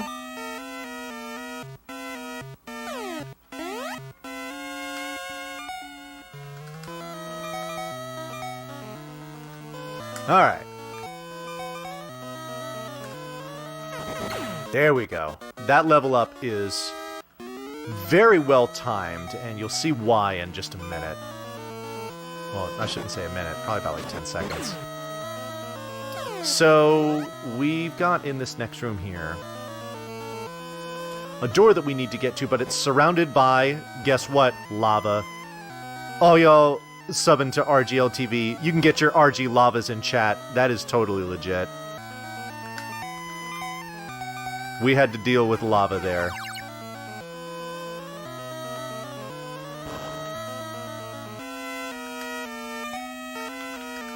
And walking across the lava does roughly 80 damage to you. So, and poison actually right here is very bad, because the amount of damage that poison does is scaled to your,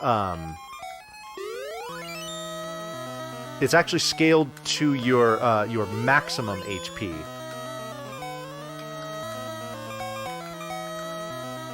Such that it's calculated for each tick to do, like, a given fraction of whatever your maximum HP is.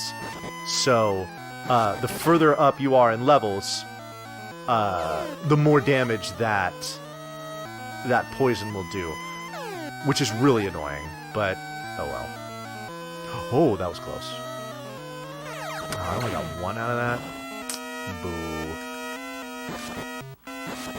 Boo, I say. Okay. Just playing it safe here.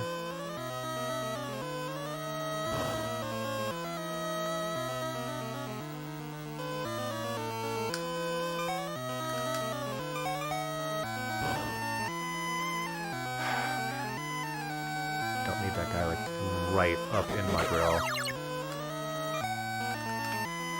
No.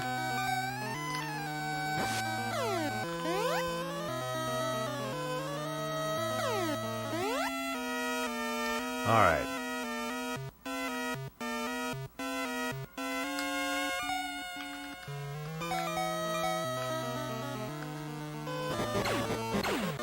Perfect.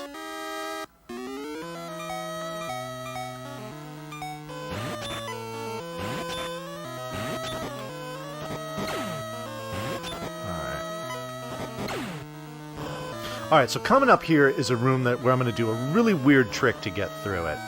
Oh my goodness, this is just beautiful. Right there.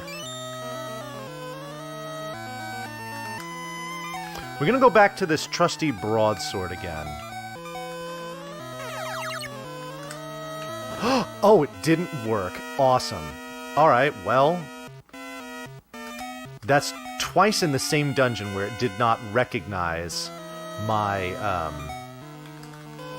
my being on blocks. That's just really irritating. Okay, uh-oh, here we go. Gotcha. Okay, equip... Where's that? There we go.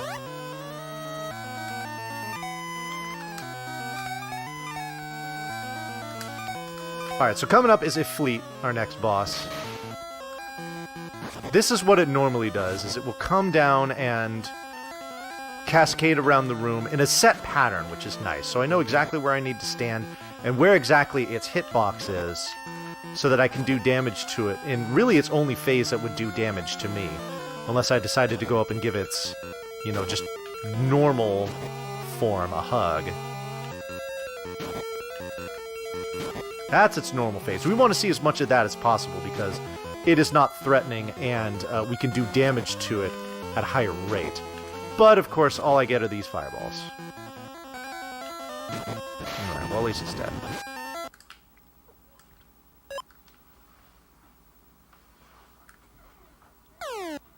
Right. Who is that? Tiro DVD. Yes, I understand that it is indeed Ifrit, but translations. I'm just going by what I see there. You guys are really being jerks. Can you get out of my way?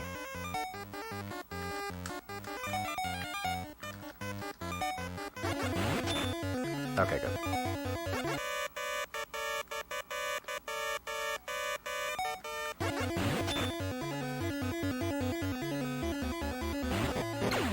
All right.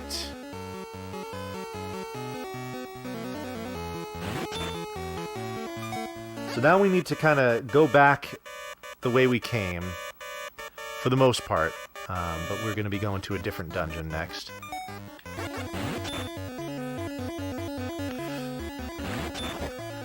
We're just going to ask our way through this, because it's a mess.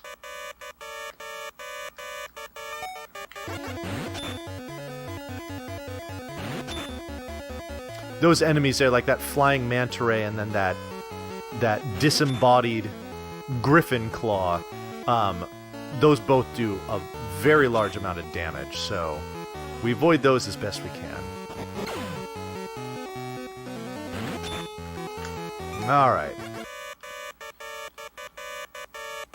Gonna ride the bird for a while. Got one more whipping post to hit, and then it's another long, just bird riding section. Ah, here we go. Finally, they give me a good pattern on this. Oh, I should probably get off the bird first. There we go. Alright, now, off we go.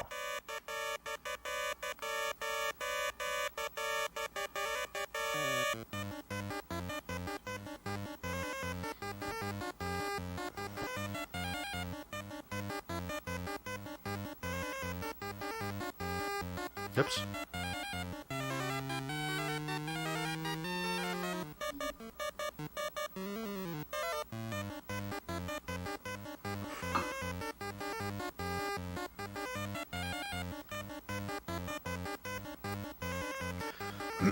I hope you all are enjoying this very lively Chocobo theme. I hope you're all enjoying Retrothon too. We are, I guess, depending on your time zone, we are either wrapping up day 1 or kicking off day 2. But we've got, either way, any way you slice it, we've still got a ton of marathon coming up. If you type the schedule command into chat, you will get the schedule, as that command name might suggest, and you'll get to see all the cool runs and runners that we have coming up still. It is very hype. Don't miss out on this.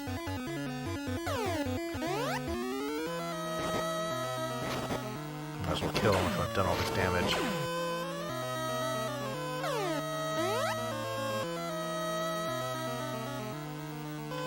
Oh, I thought you were gonna, like, actually, like, get out of my way. Oh, I'm in a bad spot. Can I get a tripla? Yes, I can. Shoutouts to the tripla. Oops. Alright, so this is the boss battle with Lich. This is another boss that does a ton of damage, but also moves on a fixed pattern, so we take advantage of the latter.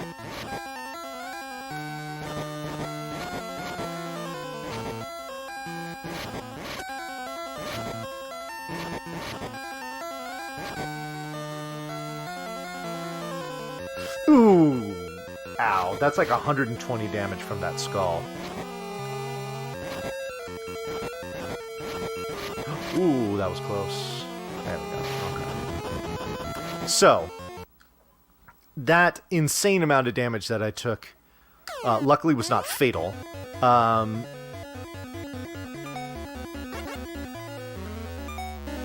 But, we'll be fine.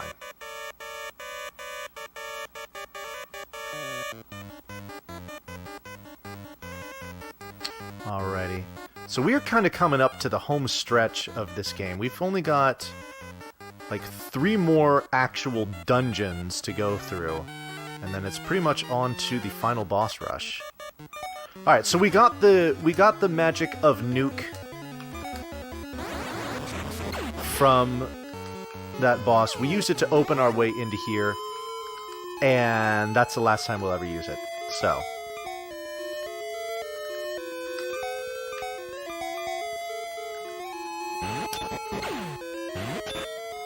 here we are in this underground temple.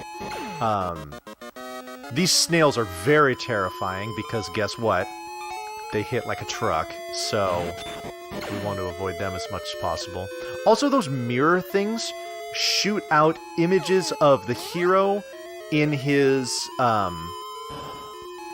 hit stun animation, which is kind of rude, but whatever. We're going to pick up some pretty sweet gear in here. I just picked up the Dragon Shield. We're also going to go through my favorite room in the game, right here. Ah, I love this room. I never screw it up.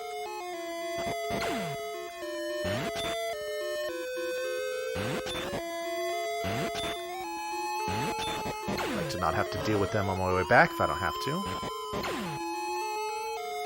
We now get a revenge on these mummy guys. Remember the ones that did just insane amounts of damage to us in the beginning. Now we can hit them with our flail here. Not pick up that treasure chest because that's an item called Flame, which is totally useless to me. So we don't want that. We do also want to try to not get hit by the snails like I was just talking about. So you can kiss those 60 hit points goodbye.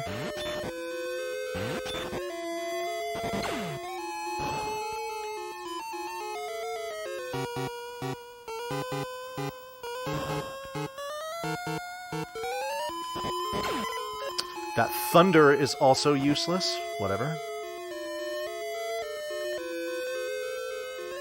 Alright, let's go this way.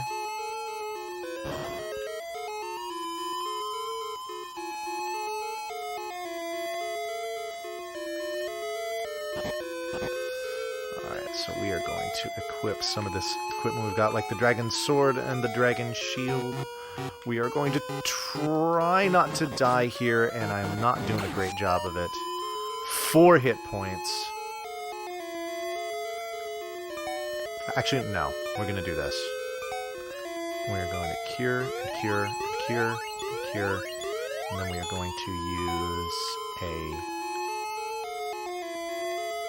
I only have 2 X ethers. Oh boy. Okay, well, I'm using 1 here. And then we're going to... No. We're going to go magic, cure, and then we're going to save. You have to take 90 damage walking into this room. Also, for those of you that are fans of the Mana series, You got to see Mantis Ant kill me there.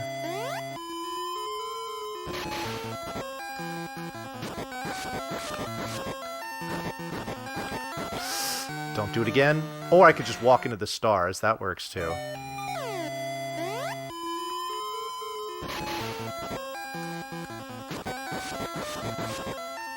How about you don't dive? Yeah, that's what I'm talking about.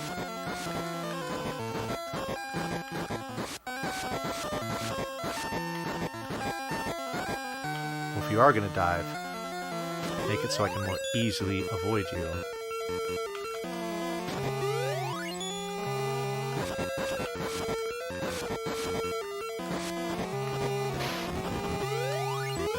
Alright, I need to heal up again because...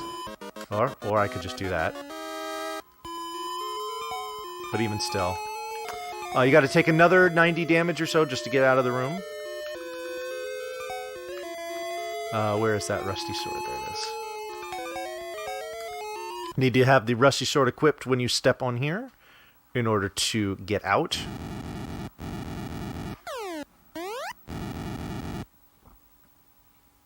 Alrighty. So, bird homie. Yes.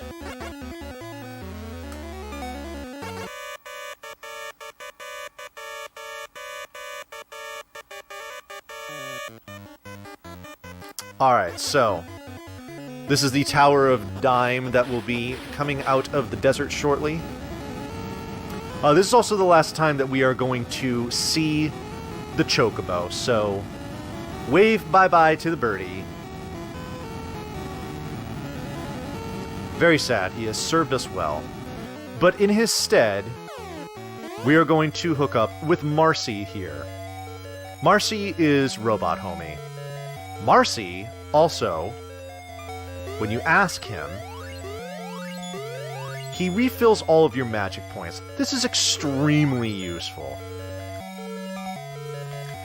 In addition to being able to refill your magic points, he shoots those lasers, which, if he does those in large quantities against the boss of this tower, will make our lives much, much easier.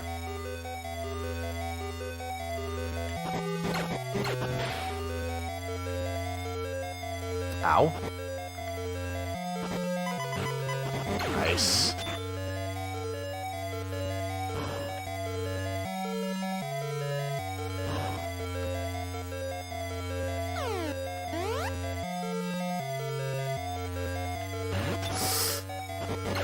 So, I take big damage, no big deal. I just cure up, ask Marcy to replenish my MP, and really we're only talking about a time waste of a handful of seconds. So, Marcy is main Robot Homie, and you see why. It's pretty evident.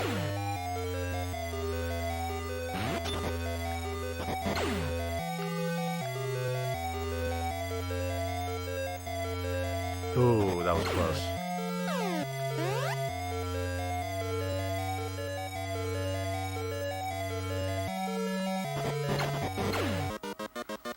Oh.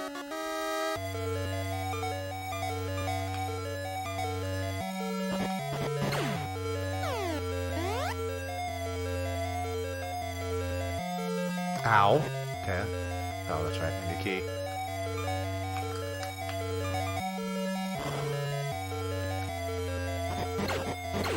Alright, we're gonna slide over here. Pick up our dragon armor. Oops. I sleep at the wheel there.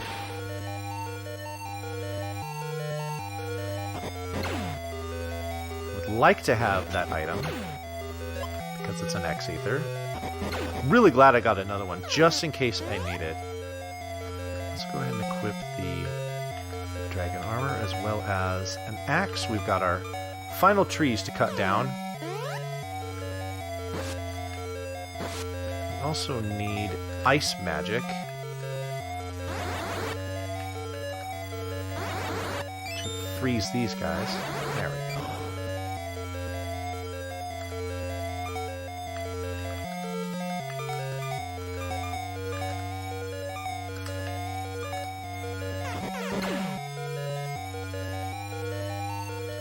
almost to the boss, and first we gotta unlock this door.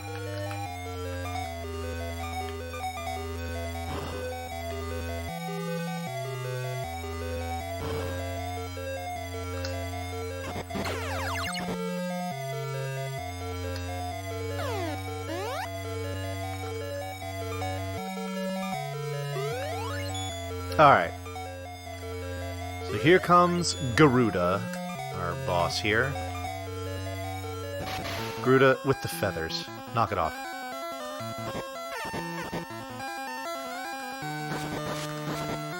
Awesome. Thanks, Garuda. So his feathers do just stupid amounts of damage.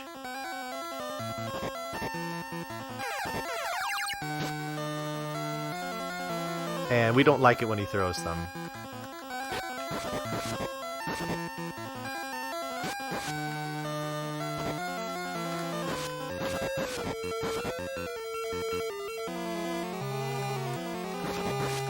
So Garuda has this very set movement pattern. We kind of just hang out in the corner, wait for him to swoop, and get 3 hits in there, and then we kind of retreat for safety and go back to the other side. And we kind of just rinse and repeat. Now, Marcy can help us along the way by blasting it with lasers, which he did a little bit there. Not too much. Alright, so, the tower's crumbling. We need to get out of here. Marcy says, you know what, let me toss you across, and I'll follow suit. So here we go. Marcy catapults us to safety, and we're like, alright dude, come on. You have to save the world. You are the only hope. I am unable to jump. I was made to work in here, and I sleep here. Chat, F to pay respects to Marcy, the main robot homie who will no longer be joining us. See you sometime, kid.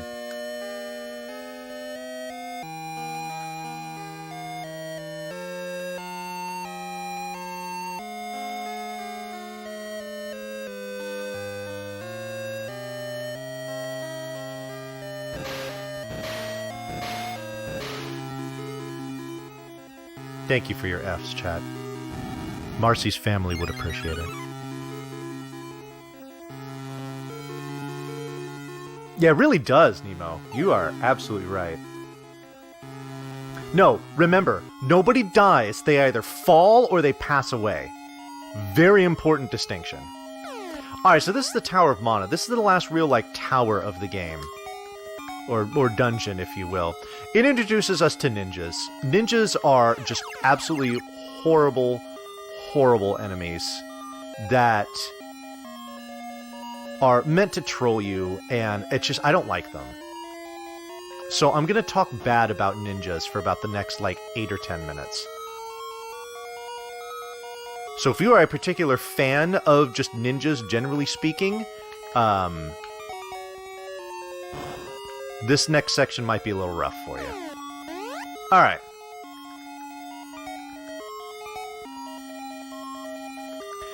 So, we got 3 bosses in this tower. They're all dragons. This is our first one.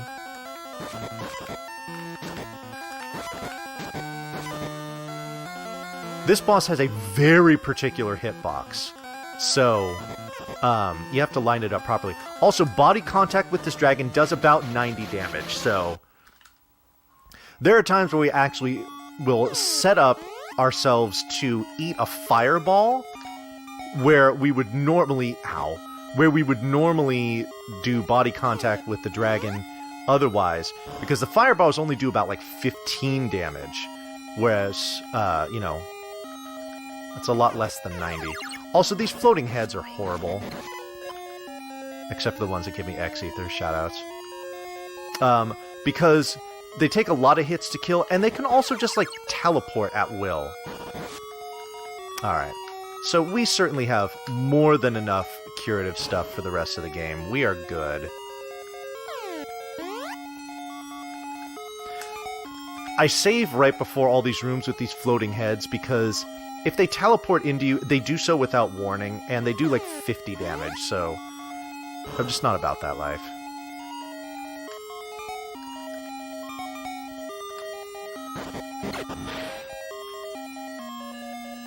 Okay. That was a nice ninja. Nice ninjas are ones that don't jump.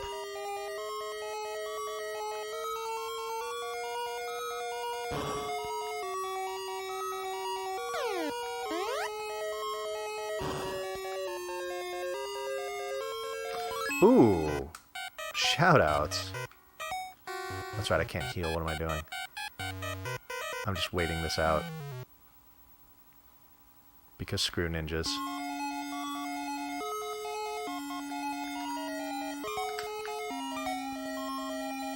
Alright. We gotta freeze that one guy that's on the tile. But first we have to freeze his friend so that we can actually get to him.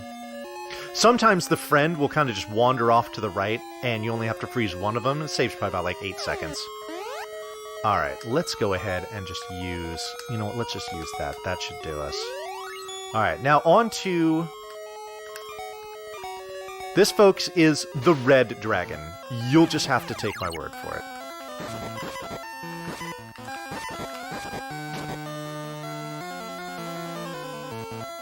It's the exact same thing as the dragon we fought before, only it has about double the hit points. Oh boy, please don't get touched. Whew. That was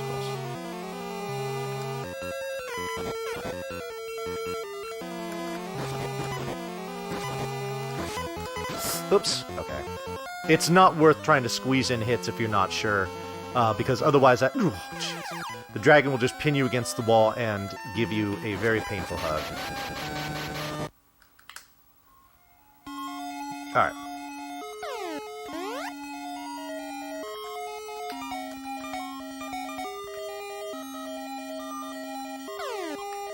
Oops, that's not what I meant to do. Alrighty. So. Ooh, okay, I'll just take 80 damage there, no problem. I'm gonna save, because now that I've defeated that dragon, I don't want to do it again.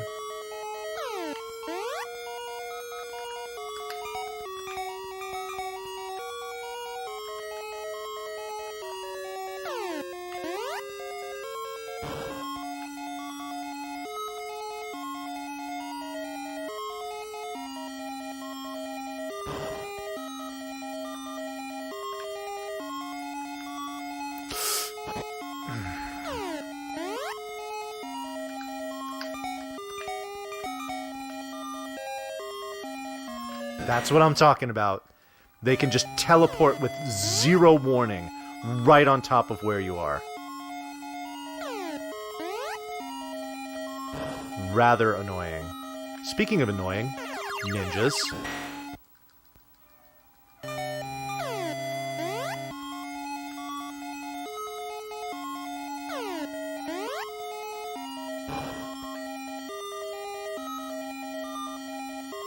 Come on down, bud. Excuse me, why did you not die? Oh my god, I should have just kept walking. God, that was awesome.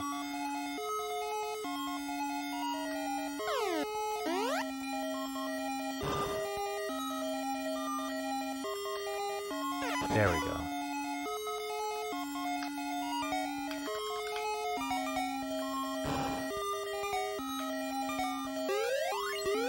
Right, now that we've gotten through that ninja room, let's keep going. Alrighty.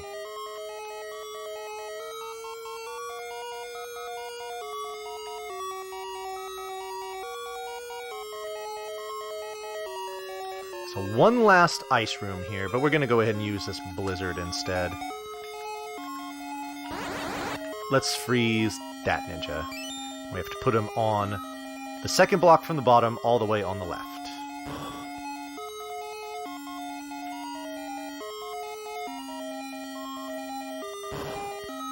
Oh, wow. That was awful. Okay. Good. Oh, ninja. Ninja. Thank you. Alright, let's do some curing here. Because this next boss can be extremely problematic, mostly because it does just stupid amounts of damage. This is now the dragon zombie.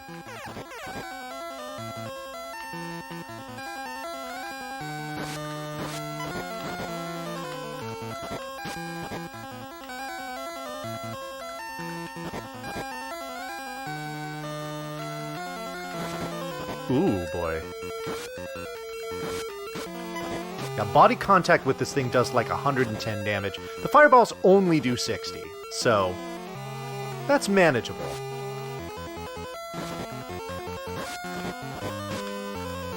Oh, please don't get hit. Thank you. Okay, good. Also a fixed movement pattern on this one, too. The only thing that isn't fixed is when it lunges out. Sometimes it goes short, other times it goes long. We want the long ones because those give it the most opportunity to safely do damage to it. Alright, so Dragon Zombie down. You can best bet we're going to be saving now. Alright, so really just a few screens left until we are at the final bosses. And we'll talk a little bit about that when we get there. Alright, so here's the girl's mom. After everything we've been through, she's like, okay, now I think you're worthy. So I'm going to give you the Excalibur. The Excalibur is good. So good that we're just going to equip it right away.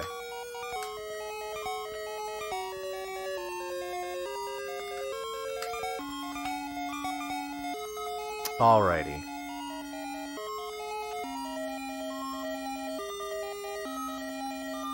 Perfect. Alright, so let's start curing up.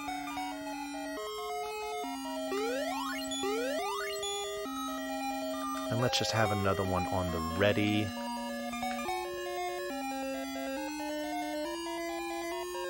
Actually, you know what? No. Let's do this. Let's go X Ether and then have the X Cure ready. Alrighty. So here we have Julius, the girl, and the Tree of Mana behind them. This is our final confrontation. Except it's not. We fight Julius here in 3 phases. The first phase is absolutely the worst.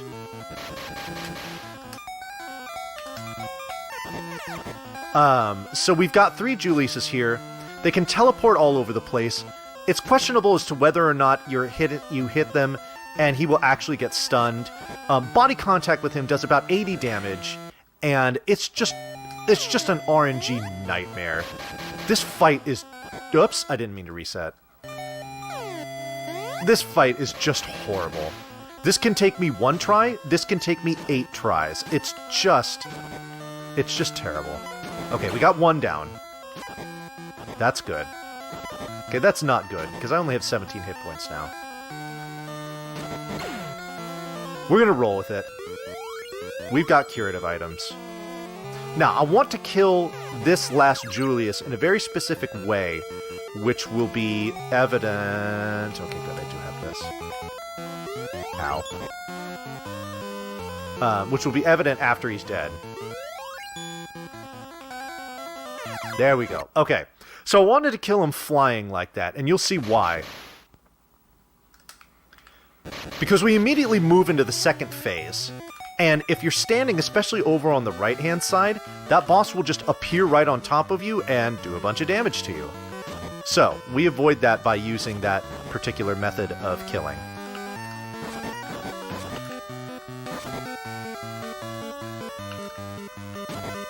This boss here has a kind of fixed-ish moving pattern. There are definitely some... You know, he can throw a curveball or 2 at you if you're not careful. So far we're doing a pretty good job at mitigating his tricks.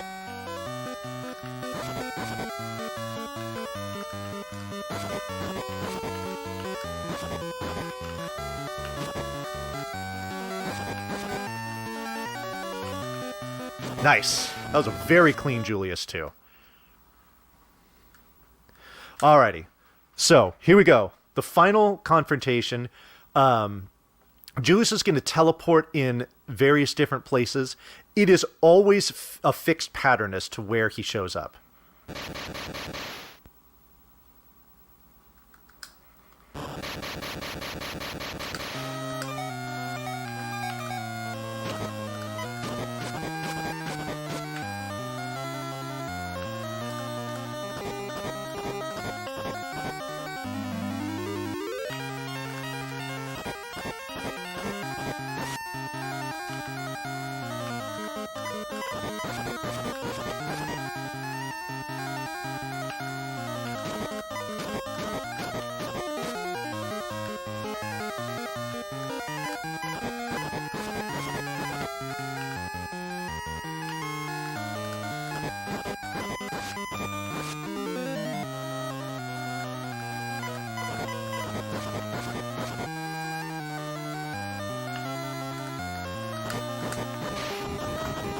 Oh, jeez. That's time. Once the tree explodes, I went over estimate by 5 seconds. Oh, the shame. The shame. Oh, man. It's funny because I was thinking to myself as I was kind of looking at the time coming up, I was like, man, if things go right, I might actually be able to sneak this under estimate. But unfortunately, no.